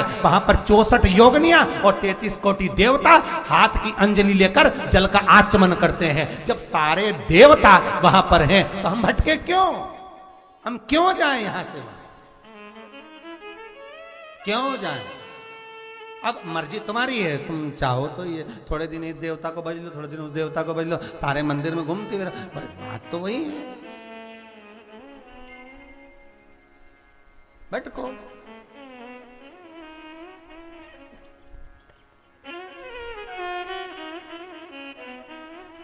जो भीतर की बात को जान गया उसका जीवन आनंदित हो गया। पर जब व्यक्ति आज के एक पति पत्नी गार्डन में घूमने गए है और गार्डन में घूमने गए तो एक बड़ा सा कुत्ता आ गया। अब पति को लगा ये कुत्ता आ गया और पत्नी के साइड आ रहा, पति दोनों हाथ ऐसे पकड़ के घूम रहे थे, अच्छे बढ़िया जोरदार है। अब अच्छे से घूम रहे थे, सामने से कुत्ता आ गया। बताओ, कुत्ते को भी वहीं जाना था, अब सामने कुत्ता। अब इसको तो घबराहट हुई, कहीं कुत्ता काट गया तो। पत्नी ने पति से कहा कुत्ता पास में आ रहा है। पति बोले घबरा मत, थोड़ा पीछे हट जा। ये पीछे हटे, कुत्ता और आगे आ गया, ये और पीछे, कुत्ता और आगे आ गया। पति ने मन में सोचा भगवान ये कुत्ता मुझे काट ले पर पत्नी को नहीं काटे, क्योंकि पत्नी को काट लेगा तो सुबह से टिफिन कौन बनाएगा, और पत्नी को काट गया तो टिफिन कौन बनाए, घर का काम कौन करे, भोजन कौन बनाए। भगवान कुत्ता मुझे काट ले पर पत्नी को ना काटे। वो कुत्ता एकदम जम के दौड़ कर आया। इसने सोचा मेरे को काट लेता, तो इसने क्या करा कि पत्नी को गोदी में उठा लिया, क्योंकि कुत्ता खाएगा तो पांव खाएगा, पांव काटेगा। इसने पत्नी को गोदी में उठाया, जैसे ही उठाया ना कुत्ता भाग गया। वो कुत्ता भागा, इसने पत्नी को नीचे उतारा। जैसे ही पत्नी को नीचे उतारा तो पत्नी तो गुस्से में लाल, और लाल होकर बोली तुम्हें शर्म मरम आती कि नहीं आती, जरा सी भी थोड़ी अकल है कि नहीं तुम में? दुनिया के लोग कुत्ते को भगाने के लिए पत्थर उठाए, तुमने मुझे उठा लिया। अब बताओ, बेचारे ने तो अच्छा ही सोचा था। उसने कौन सा बुरा सोचा था? उसने तो ये सोचा कि इसको नहीं काटे तो मेरे पांव को काट ले, इसलिए उसने गोदी में ले लिया। इसको समझा पत्थर के रूप में उठाकर मार रहा है। अब ये समझ वाली बात है। जो नहीं समझा तो पुराण तो बहुत बचे साहब, आए दिन शिव पुराण, भागवत पुराण, ये पुराण वो पुराण, जब टीवी खोलो चैनल बदलो ने महाराज मिल जाएगा। पर बाचे सब, और सब बाचे और एक ही बात के कि भगवान का भजन करो, कीर्तन करो, स्मरण करो, नाम जाप करो। पर यहाँ से सुनी, यहाँ से निकाल दी, बची कुची दी, कपड़ा में झटकार दी, अपने को झटकारना नहीं। यहाँ से भी सुनो और इधर का पर्दा पूरा बंद करके रखो, तो जाए तो सही पर निकले नहीं, अंदर ही रह जाए। अर्थात भगवान शंकर पर जिसने विश्वास करा उसकी नैया कभी डूबी ही नहीं है। इसलिए आस पकड़ कर रखना, विष को समाप्त कर देना। विश्वास अगर है तो शिव है, मानो तो गंगा माहू, न मानो तो बहता पानी। ये मान लिया तो है, देगा। तेरे दरबार की भोले निराली बात देखी है, तुझे देते नहीं देखा, पर झोली भरी देखी है। बस वो कब दे जाता, कैसे दे जाता, किस प्रकार से करुणा कर देता मालूम नहीं पड़ता, दे दिया, बस मन से कह दिया। और निवेदन करूंगा जितने श्रोता बहन भाई टीवी के सामने, मोबाइल पर, फेसबुक, यूट्यूब पर और यहां बैठकर जिस भाव से कथा सुन रहे हो, मेरा विश्वनाथ आपकी वो मनोकामना जरूर पूरी करेगा, ये पक्का है। आप इतनी दूर दूर से आस लेकर आए हो, सुनेगा, विश्वास रखिए उस पर, भरोसा। और जब पार्वती मैया कह रही है, हे शिव, आप बेल की महत्वता को जो कहें वो सुख का देने वाला, आनंद का देने वाला।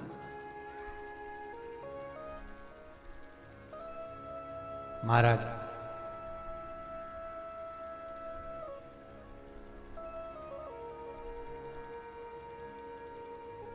कई लोगों को आपने देखा होगा शिवरात्रि के दिन भी बेल का फल शंकर जी को समर्पित करते हैं। महाराज, कई लोगों को देखा होगा आपने, शिव मंदिर में जब आप पूजन करने गए होंगे तो बेल का फल लोग शिव जी को भी समर्पित करते हैं। वो किस लिए है? तो शिव महापुराण की कथा कहती है शिवरात्रि के दिन जो बेल का फल समर्पित करा जाता है वो रोग मुक्ति के लिए किया जाता है, आरोग्यता के। मेरा निवेदन है, ये प्रश्न था,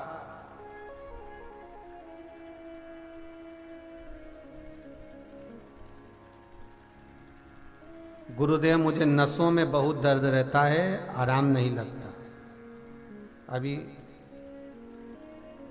विटामिन डी 5% है।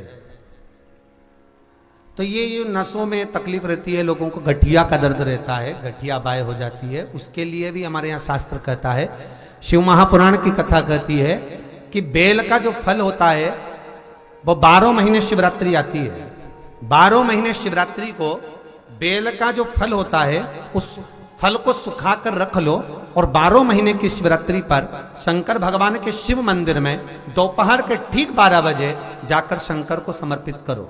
1 लोटा पानी चढ़ा दो, बेलपत्र समर्पित कर दो, उस बेल के फल को उठाकर ले आओ और उस बेल के फल को उठाकर उसका थोड़ा सा भाग अपने भोजन में या आहार में उसको ग्रहण करना प्रारंभ कर दो, बस थोड़ा सा भाग। जो गठिया का दर्द होता है, नसों में जो तकलीफें होती हैं वो तकलीफें मिटना प्रारंभ हो जाती है, बस थोड़ा सा भाग लेना, ज्यादा नहीं, 1 अंगुष्ठ के पोर के बराबर, बस थोड़ा सा, ज्यादा नहीं। एक औषधि की महाराज शिव कथा कह रही है, बाबा भोलेनाथ की कथा कह रही है कि बहुत दुख भी अगर आ गया तो बाबा को समर्पित कर कर चलो, बाबा के चरणारविंद में समर्पित कर कर चलिए। और ध्यान दीजिएगा, भगवत भजन के लिए जो समय बाबा ने दिया है वो पूर्ण समय हम भगवान को समर्पित करें। भगवान सती मैया जो जलकर भस्म हुई थी हिमालय राज के यहाँ, वही पार्वती के नाम से विख्यात हुई थी, वही पार्वती के नाम से विख्यात। और ये माता पार्वती का जो प्रागट्य है, माता पार्वती का जो जन्म है मैनावती के गर्भ से, ये मैना कौन? शास्त्र कहता है, शिव महापुराण की कथा कहती है, पितृलोक में जो पितृ निवास करते हैं उन पितरों की बेटी है मैना, धन्या और कला, 3 पुत्रियां। ये 3 पुत्रियां मैना, धन्या, कला निवास कर रही हैं। एक बार तीनों भवन में प्रवेश कर रही थी, तभी सनकादि ऋषि बैठकर भगवान का स्मरण कर रहे थे, भगवत नाम का स्मरण करते हैं। ओम नमः शिवाय।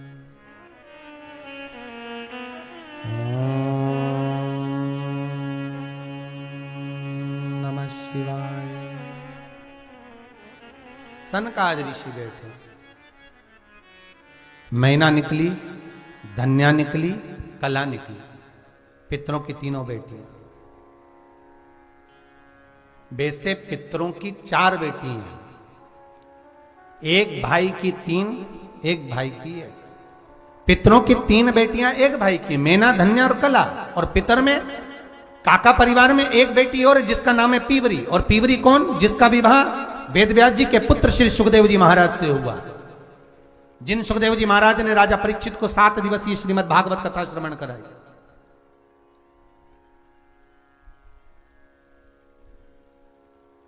और सुखदेव जी महाराज ने कथा भी जो श्रवण कराई वो बट वृक्ष के नीचे, बड़ के पेड़ के नीचे। और बड़ का पेड़ विश्वास का प्रतीक होता है, अर्थात विश्वास की छांव में बैठकर सुखदेव जी महाराज राजा परीक्षित को अविरल 7 दिवसीय श्रीमद् भागवत कथा सुना। तो पहला संबोधन जो भागवत जी में सुखदेव जी ने कहा, राजन तुम्हारे भीतर मन में चित्त वृत्ति में भगवान के प्रति विश्वास है कि नहीं, पहले ये बताओ। राजा परीक्षित कहते हैं सारे गुरुओं को ढूंढ कर आ गया, आखिरी में आप मिले, आपकी शरण में आया हूं, अब मुझे कहीं नहीं भटकना। और फिर निवेदन है, पानी पियो छान, गुरु करो जान। 50 बार विचार करना तब गुरु करना। आज के जमाने में असली घी नहीं मिले तो असली गुरु कहां से मिलेगा? विचार करो। इतना सारा गुरु, किलो के भाव तोल लो, गुरु ही गुरु। और इसमें असली कौन सा है उसको छाटना।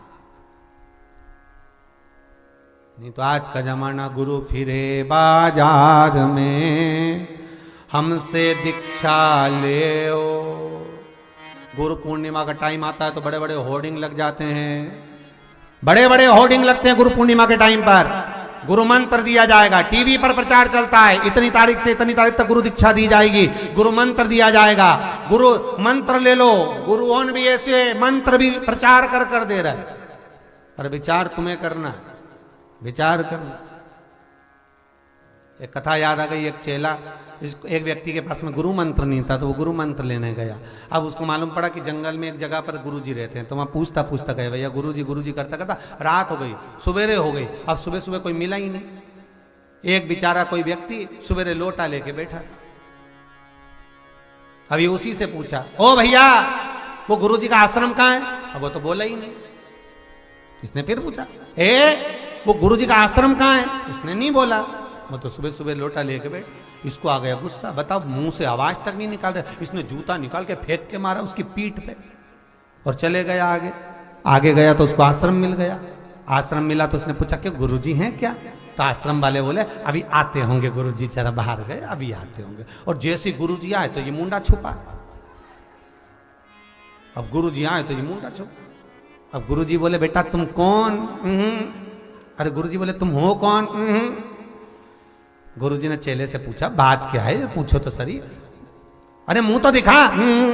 गुरुजी ने चेले से कहा जरा मुंह खोल इसका। जो मुंह खोला, चरणों में पड़ गया, गुरुदेव हमको क्या मालूम था कि लोटा लेके तुम ही बैठे हो, हम आप ही के तो एड्रेस पूछ रहे थे और आप बोले ही नहीं, तो हमको गुस्सा आ गया तो हमने जूता फेंक कर मार दिया। हम तो आया काय के लिए ये तो बता। गुरु मंत्र लेना है गुरुजी, क्षमा कर दो। गुरुजी बोले कोई बात नहीं, चल गुरु मंत्र दे दो। पर गुरुजी मैंने आपको जूता फेंक कर मारा और तो भी आप मुझे गुरु मंत्र दे दोगे? गुरुजी बोले तू बहुत समझदार है।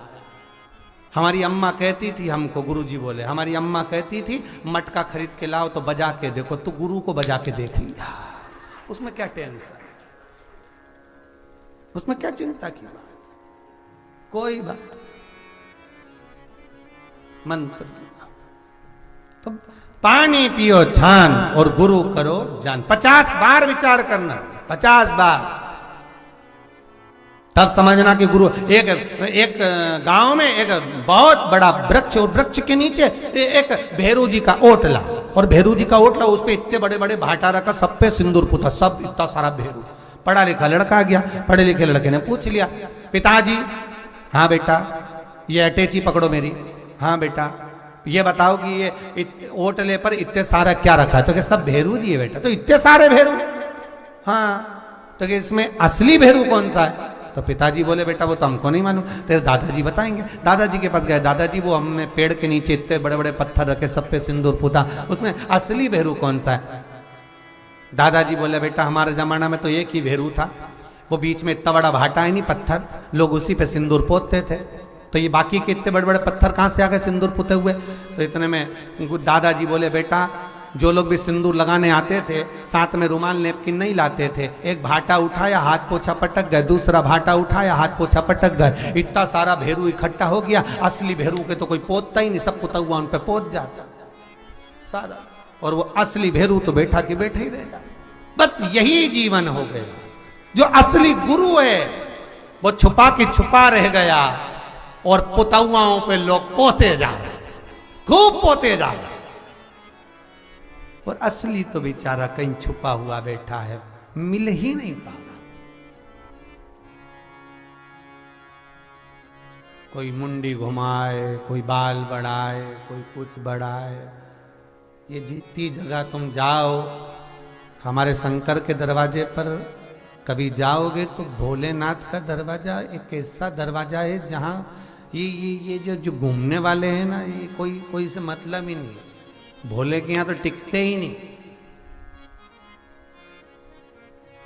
तो दुनिया के लोग जहां जाओ, फिर किसी के यहां पहुंच गए, माता जी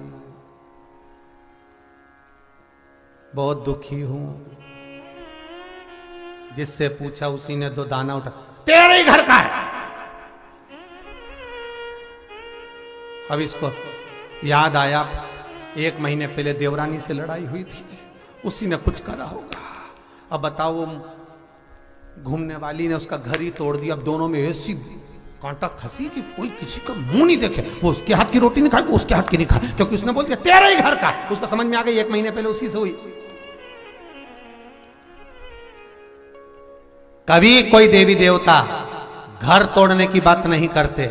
मेरे शंकर अपने परिवार को जोड़कर चलते हैं। मेरा शिव के दरबार में विषधर भी है, मेरे शिव के दरबार में धाड़ने वाला शेर भी है, मेरे शिव के दरबार में चूहा भी है, मेरे शिव के दरबार में मोर भी है, मेरे शंकर के दरबार में नंदी भी है, मेरे शंकर के दरबार में भूत और प्रेत भी है।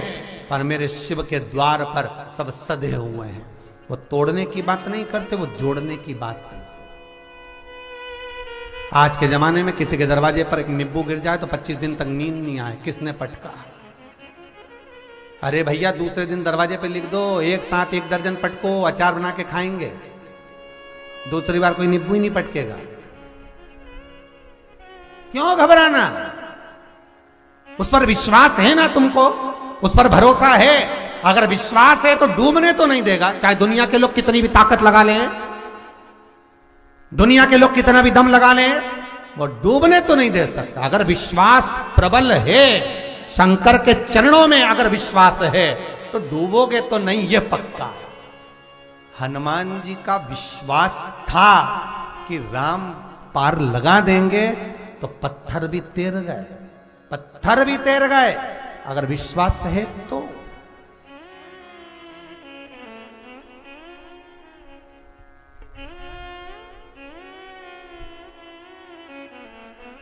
विश्वास रखो।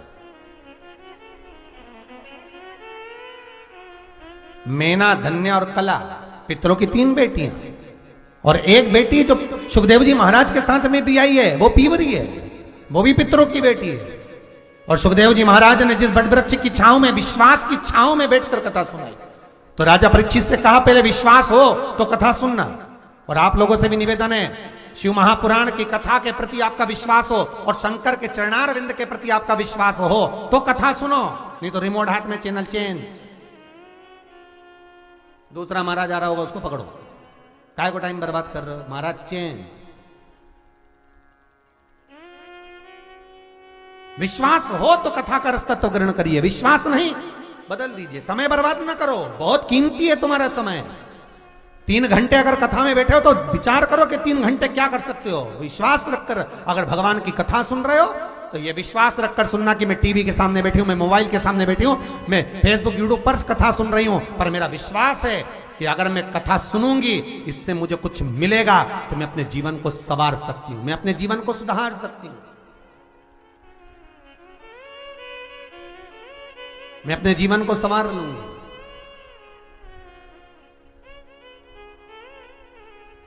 उसके सिवाय कुछ नहीं, केवल एक वही, केवल एक वही।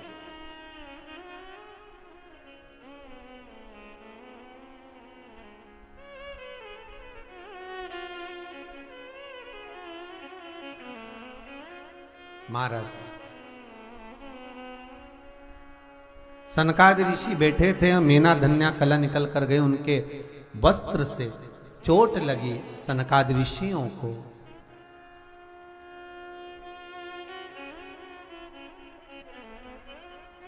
पहले मीना निकल कर गई, चल गया, वस्त्र लगा, धन्या गई, कला गई।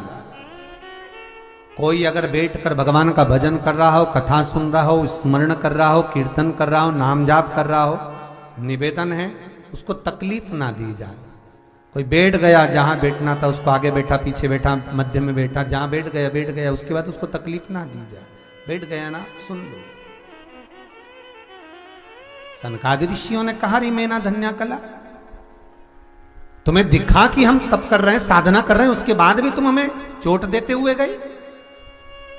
तुमने अपने वस्त्र से हमको, हमारे शरीर को छील दिया है जाते समय। हम श्राप देते हैं मेना धन्या कला, तुम पितृलोक में रहने वाली पितरों की बेटियां जरूर हो, पर हमारा श्राप है कि मृत्यु लोक में जाकर तुम्हें जन्म लेना पड़ेगा। मृत्यु लोक। आंखों से आंसू बहने लगे मेना धन्या कला के। गुरुदेव क्षमा करो, आप क्षमा की मूर्ति हैं। संत सदगुरु सन्यासी तपस्वी साधक उपासक, जिनके हृदय चित्त में भगवान शंकर विराजमान है, जिनके हृदय चित्त में भगवान बैठा है, वो किसी को रोता हुआ नहीं देख सकता। वो कह देगा हाँ ठीक है भाई, देखो जरा बात विचार करें।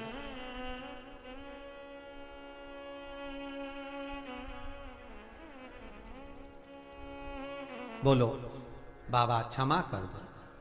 सनकादि ऋषि बोले, क्षमा तो हम इतना कर सकते हैं कि तुम तीनों पृथ्वी पर जन्म तो लोगी, पितृलोक छोड़कर जा रही हो।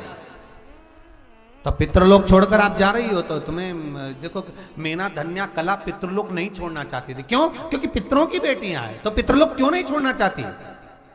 तो मेना धन्या कला से पूछा सनकादि ऋषियों ने, तुम छोड़ना क्यों नहीं चाहती पितृलोक? मेना धन्या कला कहती है कि भगवान विष्णु भले स्वर्ग में रहते हो, बैकुंठ में रहते हो, पर जब कोई मनुष्य पृथ्वी पर शिव महापुराण की कथा सुनता है,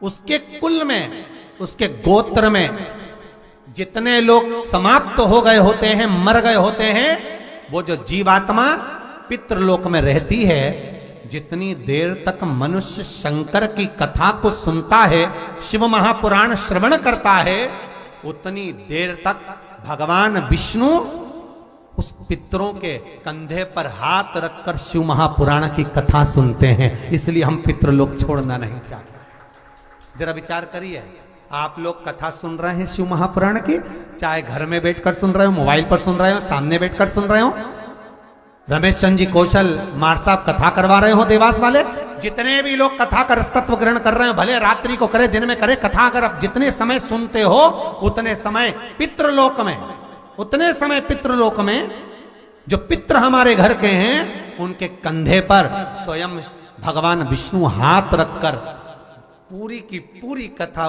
पितरों के साथ श्रवण करते हैं। केवल आप नहीं सुन रहे, वो भी सुन रहे हैं।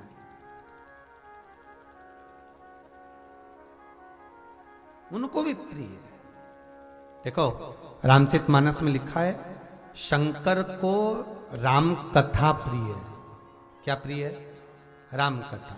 और राम को शंकर की कथा प्रिय है। राम शिव की पूजन करते हैं और शिव राम की पूजन करते हैं। कृष्ण शंकर की पूजन करते हैं और शंकर कृष्ण की पूजन करते हैं।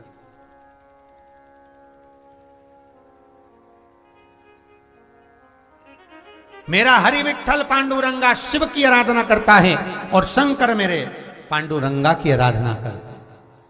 मेरे वेंकटेश भगवान तिरुमाला पर विराजमान होकर कपिलेश्वर महादेव की आराधना करते हैं, जो नीचे हैं तिरुमाला के नीचे, और कपिलेश्वर महादेव वेंकटलाल की आराधना करते हैं। अरे कोई एक स्थान ऐसा बता दो जहां पर शंकर ना हो। अगर मेरे बैकुंठ अधिपति भगवान विष्णु को पृथ्वी पर आकर तप करना था तो भोलेनाथ जी से पूछा कहां तप करूं, तो मेरे भोलेनाथ कहते हैं तिरुमाला के शिखर पर चले जाओ। अगर मैं तिरुमाला के शिखर पर तप करूंगा तो दुनिया मुझे तंग करेगी, क्या करूं, जीव जंतु परेशान करेंगे। भगवान शंकर ने कहा तुम ऊपर बैठकर तप करना, मैं कपिलेश्वर बनकर नीचे बैठकर तुम्हारी रक्षा करूंगा।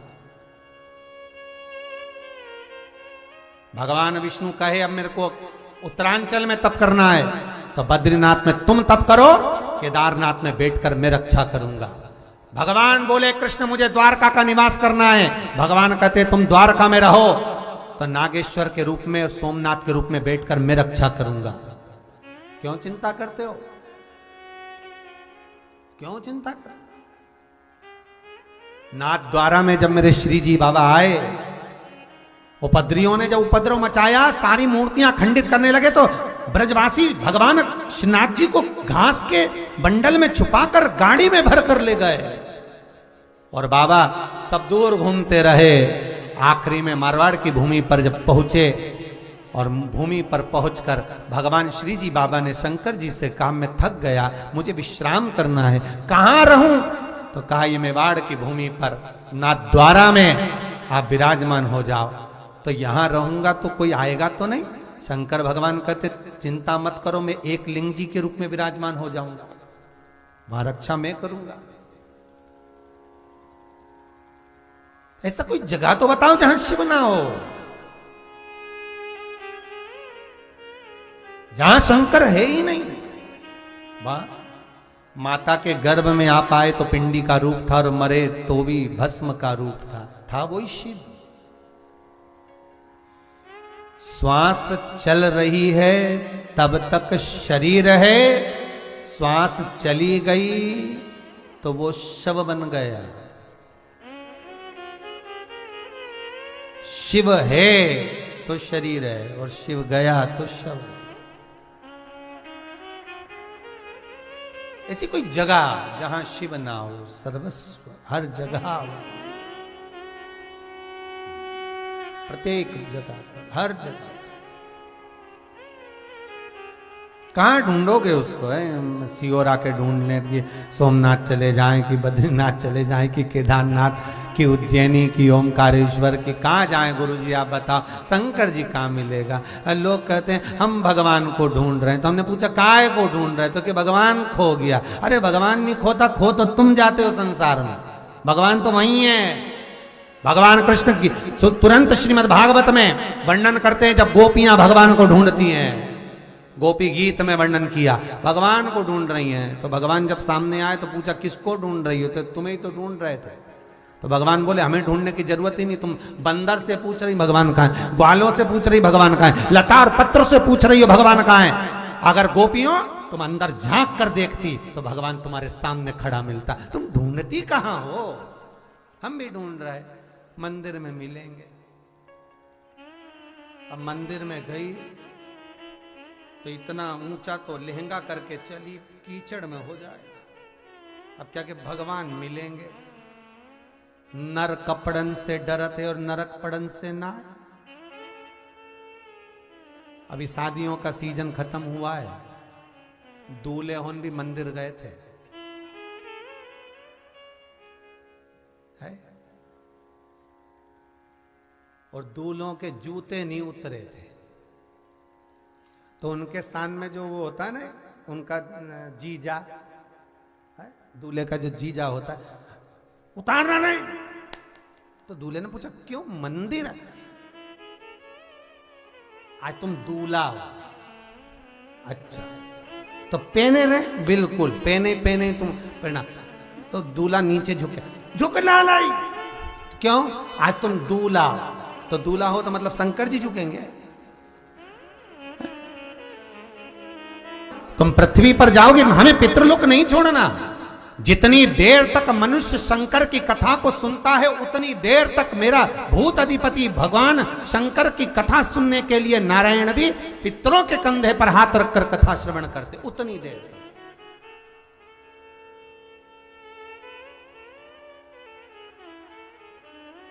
अब जरा विचार करिए, आपके केवल कथा सुनने से आप अकेले नहीं सुन रहे हो, वो तक सुन रहा है, पूर्वज भी श्रवण कर रहे हैं, पूर्वज भी रसतत्व को ग्रहण कर रहे हैं, पूर्वज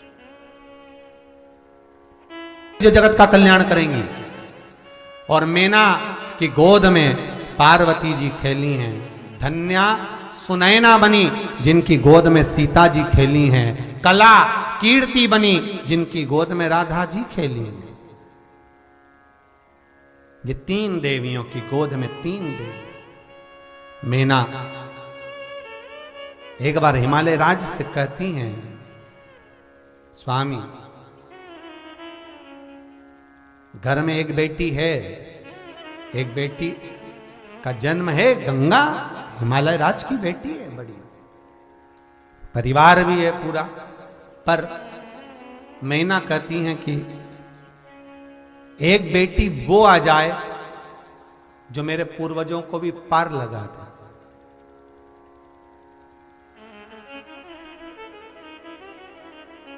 मेरे पूर्वजों को भी लगा दे।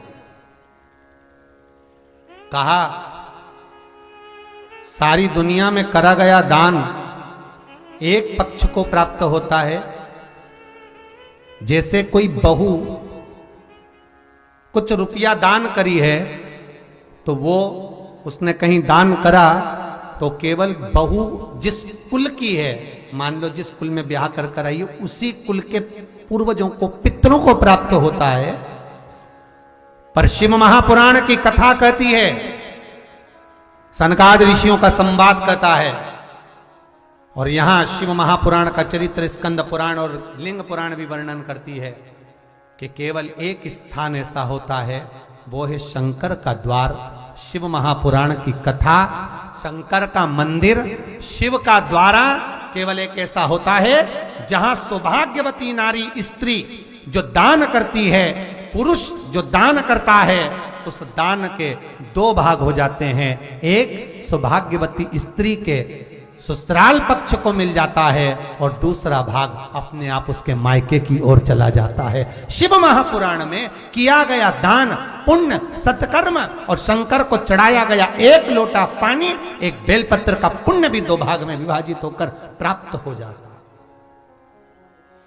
त्रिगुणाकार, त्रिलोकीनाथ, त्रिशूलधारी, त्रिनेत्रधारी, बेलपत्रधारी मेरे शंकर की कथा कहती है एक भाग और बचता है, उसमें से एक भाग और निकलता है, वो भाग हमारे आहूतों के हिस्से में चला जाता है।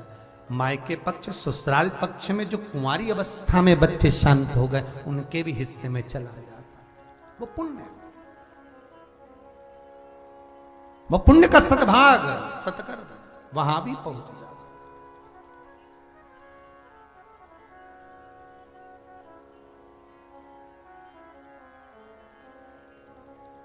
वो मिला। तो यहां शास्त्र कह रहा है, पार्वती जी कर रही हैं हिमालय राज से,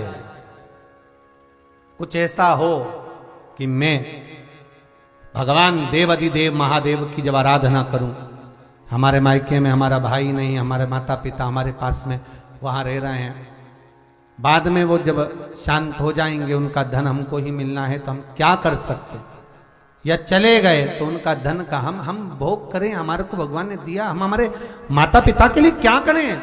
सौभाग्यवती नारी, स्त्री, महिला, नारी शंकर के अनुमोदन में, शिव के स्मरण में, शिव महापुराण में, शंकर की पूजन में जो लगा रही है, उसका पुण्य दो ही भाग में बंटना है, अकेले नहीं।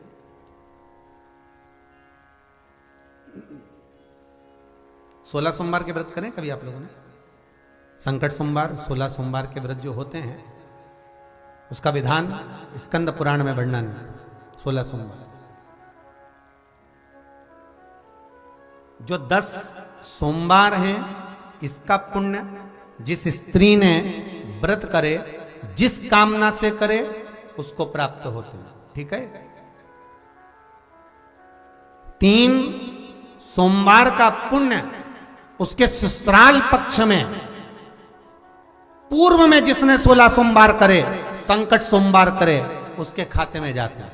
ध्यान देना, 16 सोमवार में से 3 सोमवार का पुण्य मायके में स्त्री ने, उस मायके पक्ष में जिसने 16 सोमवार संकट सोमवार करा होता है, उसके खाते में जाते हैं 10 सोमवार का पुण्य हमारा।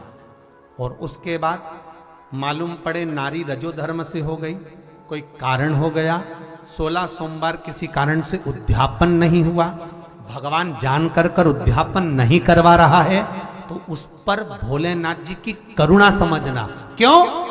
10 सोमवार का पुण्य केवल तुम्हारे खाते में है, और जो 6 सोमवार हैं वो दूसरे के खाते में चले गए। अब भोलेनाथ चाहता है कि इसका कोटा पूरा कर दूं, क्योंकि इसकी मनोकामना पूरी होना है, तो बाबा कैसे ना कैसे करके सोमवार के व्रत बढ़वा देता है। कहीं कोई कारण अड़ गया, कहीं कोई कारण अड़ गया, तो उद्यापन नहीं हुआ, तो कई लोग पीछे उद्यापन नहीं हो पा रहा, मतोन तो नहीं हो रहा, बाबा जब कराए जब करना, बस हो जाए गुरुजी। हमने पूछा क्यों? बस बेलपत्री के करे हैं। तो हमने कहा भोलेनाथ जी आया था कहने के लिए कि बेलपत्री के करो? भोलेनाथ जी ने तो ये कहा था 16 सोमवार करो, संकट सोमवार करो, पर बाबा कहता है प्रेम से स्नेहवश जो तुमसे बने, जब तक बने तब करो। पार्वती जी की माता मैनावती कह रही, मां कही कृपा करो, ऐसी कोई शिव को समर्पित करने वाली, जो शंकर को दूं तो शिव मेरे 2 कुल को तार दे। भगवान माता मैनावती के सती मैया जो जल कर भस्म हुई थी, वही प्रकट गोदी में आई। देव ऋषि नारद ने भाग्य बता दिया, इसको जो पति मिलेगा भस्मी रमाने वाला, जटाजूट बांधने वाला, ऐसा वैसा सब बता दिया। मैनावती सोची अब बताओ क्या करे, हिमालय राज ने तो कह दिया बेटी नहीं ब्याऊंगा, तद्दू के भाग्य में तो काय को बेटी ब्याऊंगा। इतने में देव ऋषि नारद बोले सारे अवगुणों की खान एक गुणवान है, कौन? तो के शंकर, उसी को बेटी ब्याह दो। पार्वती ने सुन लिया, बस शिव की आराधना करना। पार्वती अकेली ने नहीं सुना, नारद जी के वचन गंगा ने भी सुन लिए। बड़ी बहन पास में खड़ी थी कि शिव की आराधना अगर पार्वती करेगी तो इसको शंकर मिलेगा, इसको शिव मिलेगा। अब गंगा भी आराधना कर रही है शंकर की, और पार्वती भी आराधना कर रही है। शिव महापुराण की कथा कहती है जितनी पार्वती ने आराधना करी, उससे 1000 गुना ज्यादा गंगा ने आराधना करी। एक डिग होकर, स्थिर होकर गंगा आराधना करती। पार्वती को सहेली ने कह दिया, सखी ने, पार्वती तुझे मालूम है क्या? मुझे नहीं मालूम। तुझे नहीं मालूम? अरे पार्वती, गंगा भी शंकर की आराधना कर रही है। अच्छा, हाँ, गंगा और शिव की आराधना? हाँ, क्यों? गंगा शंकर की आराधना कर रही है शिव को पति बनाने के लिए। गंगा शंकर की आराधना पति बनाने के लिए? हाँ। तो पार्वती ने कहा मैं भी तो शंकर को पति बनाने के लिए आराधना कर रही हूं।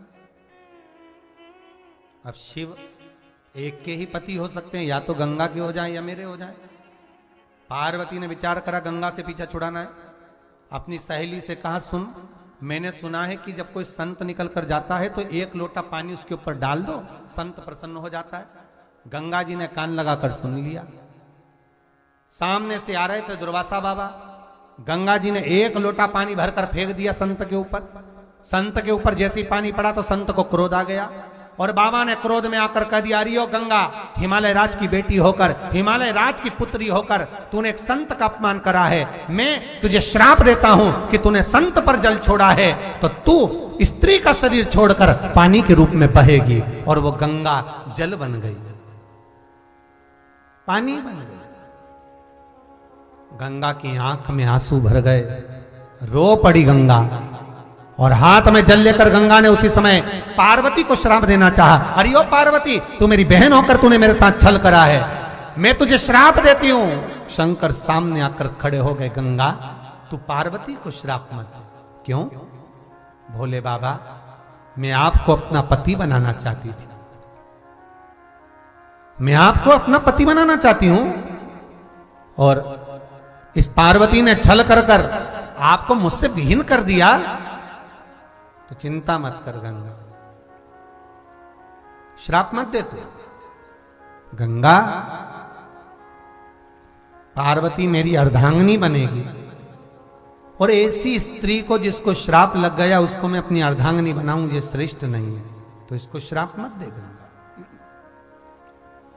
गंगा कहती है भोलेनाथ, मैं श्राप नहीं देती हूं, पर मैंने भी तो आपको पति बनाने के लिए तप करा है। भगवान शिव कहते हैं गंगा, पार्वती से ज्यादा प्रबल तप तूने करा है, तू भले मुझे पति बनाने के लिए तप कर रही है गंगा, पर मैं तुझे पत्नी नहीं बना सकता, मैं तुझे धर्म पत्नी नहीं बनाऊंगा। क्यों? किस लिए? क्या मैंने अच्छा तप नहीं करा? क्या मैंने आपकी आराधना नहीं करी? क्या मैंने आपकी सेवा नहीं करी? क्या मैंने आपका तप साधना नहीं करी है जो आप मुझे अपना पत्नी नहीं बनाना चाहते? नहीं गंगा, ऐसी कोई बात नहीं। फिर क्यों? शंकर भगवान कहते हैं गंगा, तूने इतनी तप साधना करी, अगर मैं तुझे अर्धांगिनी बनाऊंगा, पत्नी बनाऊंगा, तो तू मेरे पास में आकर बैठेगी।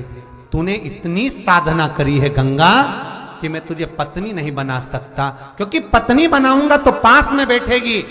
गंगा, मैं तुझे अपने सिर पर बिठाना चाहता हूं, इसलिए पत्नी नहीं बनाना चाहता, मैं तुझे अपने मस्तक पर बिठाना चाहता हूं, तू मेरे शीश पर बैठ। गंगा कहती है भोलेनाथ, मैं आपके शीश पर बैठ भी जाऊंगी, पर मैं कुछ चाहती हूं। बोलो गंगा। मुझे श्राप लगा है कि मैं जल के वेग में रहूं, पानी बन जाऊं, तो मैं पानी बनने को तैयार हूं, पर वचन आप दीजिए, मुझे वर दीजिए। गंगा सुन, दुनिया के लोग जब नहाने के लिए आएंगे तेरे घाट पर, भले लोग पार्वती के साथ मेरा नाम ले ना ले, पर गंगा जब डुबकी लगाएंगे तो हर हर गंगे कहेंगे। जब वो हर हर गंगे कहेंगे, एक हर पार्वती का पति होगा और दूसरा हर गंगा का स्वामी होगा। इन दोनों का मिलन तेरे जल में होगा। जो हर हर गंगे कहकर डुबकी लगाएंगे, उसकी मनोकामना शिव पूर्ण करेगा। गंगा, मैं तुझे वर देता हूं। गंगा कहती है एक वर और चाहिए। बोलो नाथ, आप दोगे? शिव बोले कौन सा वर? गंगा कहती है भोलेनाथ, अगर मैं जल के रूप में हूं, कोई मर जाए, उसकी अस्थियां जब गंगा के जल में आए, जितने दिन तक अस्थियां गंगा के जल में पड़ी रहे, मरे हुए व्यक्ति की हड्डियां जितने समय तक गंगा के जल में रहेगी, उतनी दिन तक वो जीवात्मा बैकुंठ में रहेगी। ये वर चाहिए मुझको। वचन दो कि गंगा के जल में जब तक अस्थियां रहे, तब तक वो जीवात्मा बैकुंठ में रहे, भले पाप करा हो, भले कितना भी पाप। इसलिए आज भी हिंदू धर्म में नियम है, गंगा में लोग अस्थियां विसर्जन करने जाते हैं। गंगा का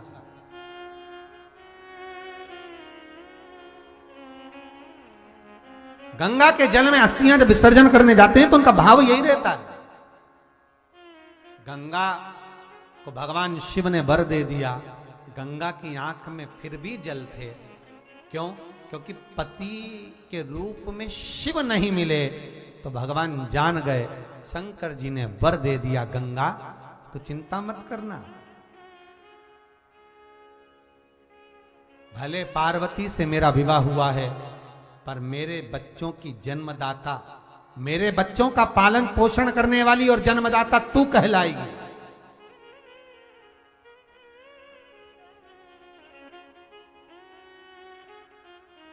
भगवान शंकर के 11 बच्चे गंगा के जल से हुए हैं। शंकर जी के 13 बच्चों में से 11 बच्चे गंगा के जल से हैं। महाराज शंकर भगवान के श्री विग्रह से जब भगवान नग्न वेशधारी करे थे, दिगंबर मेरा शिव बना था, तब गंगा के जल में जब बैठे थे तो शंकर के शरीर से 5 लड़कियों ने जन्म लिया था, जया, विषहरा, शामरीबारी, दोतली और देव। और जब भगवान शंकर का मंगल विवाह हो गया, तारकासुर को मारने के लिए भगवान शंकर के पुत्र की जरूरत पड़ी, तो भगवान के तेज पुंज को गंगा जी को दिया सूर्यदेव अग्निदेव ने। और गंगा को जब तेज पुंज दिया तो गंगा की धार से 6 पुत्रों ने जन्म लिया। वो 6 पुत्र जो गंगा के जल से हुए, वो एक साथ रोते, एक साथ दूध पीते। स्वयं गंगा मैया थक गई, इनको कैसे पालूं मैं। गंगा जी ने संतों की धर्म पत्नियां कृतिकाओं को बुलाया, ये कृतिकाओं आप आओ और इन पुत्रों का पालन करो। 6 संतों की 6 पत्नियां कृतिकाओं ने एक एक पुत्र को गोदी में ले लिया, उनका लालन पालन करती, पर रोते तो बालक एक साथ, दूध पीते एक साथ। बड़ी परेशान हो गई कृतिकाएं। कृतिकाओं ने सोचा ऐसे तो अपन परेशान हो जाएंगे 6 के चक्कर में, क्या करें। कृतिकाओं ने बालक को जमीन पर सुलाया, गंगा के घाट पर, हाथ में गंगा का जल लिया। अगर हमारा तेज पुंज प्रबल है, पति की सेवा परमेश्वर मानकर करी है, शिव के चरणों का अनुमोदन हम पे है, तो ये 6 पुत्र एक हो जाए। जैसे ही जल छोड़ा 6 पुत्र एक हो गए। 6 पुत्र एक, मुख 6 थे, पुत्र एक था। कृतिकाओं ने एक कर दिया, इसलिए उसका नाम कार्तिकेय पड़ गया। ये गंगा के जल से प्रकट हुआ।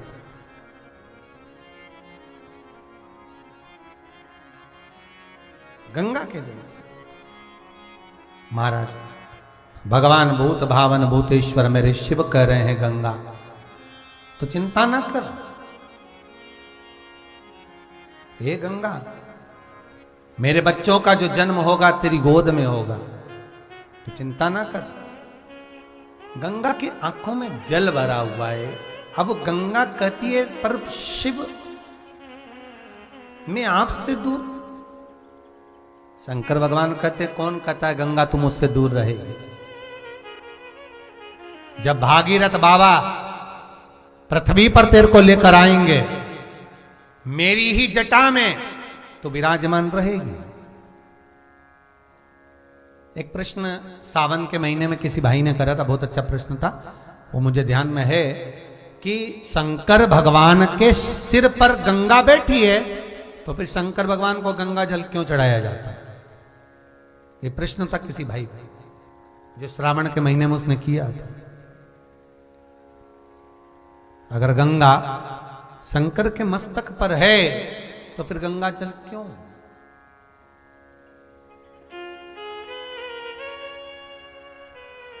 किस लिए। शिव महापुराण की कथा कहती है महाराज, जैसे आपके यहां कोई दामाद आया, आपका जमाई आया, कोई बहनोई आया, फूफा आया, तो उसको जो पसंद होता है ना, बेटी बता देती मम्मी पापा को, बेटी कह देती है कि मम्मी आज वो मुझे लेने आने वाले हैं और उनको ये चीज पसंद है, उनको ये अच्छा लगता है खाने में। अब ईमानदारी से बोलो, वो जो दामाद है, जो जमाई है, जो फूफा है, बेटी ने जो सामान बनवाया क्या उसने जिंदगी में पहले कभी नहीं खाया। घर में भी खाया होगा, पर बेटी ने कहा उनको ये पसंद है, तो ससुराल में भी वही बनाया। तो दामाद को प्रसन्नता हुई कि देखो मेरी पसंद की चीज बनी है, मुझे जो पसंद है, मुझे जो अच्छा लगा, मुझे वो अच्छा लग रहा है, तो मुझे पसंद चीज मैंने ली है, उसको अच्छा लग रहा है, उसने लिया। उसी तरह भगवान शिव को गंगा प्रिय है, इसलिए भक्त दूर दूर से कावड़ लाकर गंगा जी का जल शंकर को समर्पित करते हैं दूर दूर से।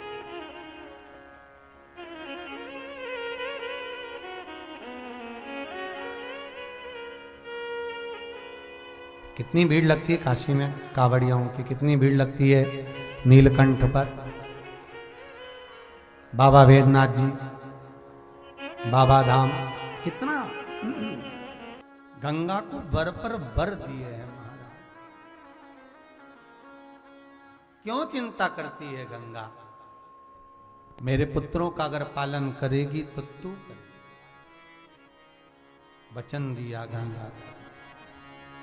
पार्वती जी ने तप किया, घोर तप करा, वर पाया। स्वयं शिव दूल्हा बने, पार्वती दुल्हन बनी। दूल्हे को हमारे यहाँ कहते हैं बना, दुल्हन को कहते हैं बनी। और दोनों में इन्हीं बनी तो काय का बना और काय की बनी। भाई बनना भी तो चाहिए। 15 दिन पहले से ढोलक पीट पीट के गाते बना जी बना जी बना जी बना जी, मतलब बना के चलना जी हो। और बनी जी मतलब बनी रही हो, जरा जरा सी बात में झगड़ा करके माई के मत जाइयो, बनी रही। प्रेम।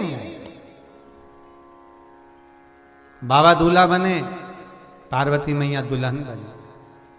बाबा दुनिया में पहली शादी थी जहां दुनिया का एंड होता है, वहां से बारात शुरू होती है। भगवान की बारात भी कम निकली जब मुहूर्त पूरा निकल गए। ध्यान देना, मेरे शंभू की बारात, मेरे शंकर की शादी कब हुई? जब पूर्ण मुहूर्त निकल गए,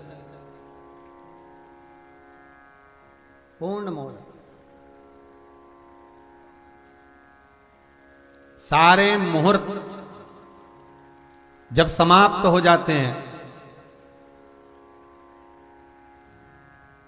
तब शिव का मंगल विवाह होता है। अच्छा, दुनिया के लोगों में एक भ्रम फैला हुआ है कि महाराज शिव जी की शादी शिवरात्रि पे हुई थी, पर बाबा भूत अधिपति भूतनाथ मेरे शिव त्रिकालदर्शी कैलाशी अविनाशी का विवाह शिवरात्रि पर नहीं हुआ है। शंकर जी का मंगल विवाह वैशाख शुक्ल पक्ष की पंचमी तिथि दिन गुरुवार को भगवान शंकर और पार्वती का मंगल विवाह हुआ है, वैशाख का। इसलिए शिव को जो बेल का महत्व दिया है उसकी पूर्णता वैशाख की।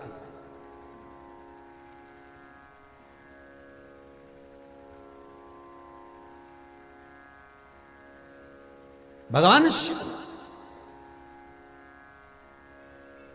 खूब सजा धजा कर माता जगत जननी जगदम्बा अम्बा भवानी मां पार्वती के साथ मंगल विवाह हो।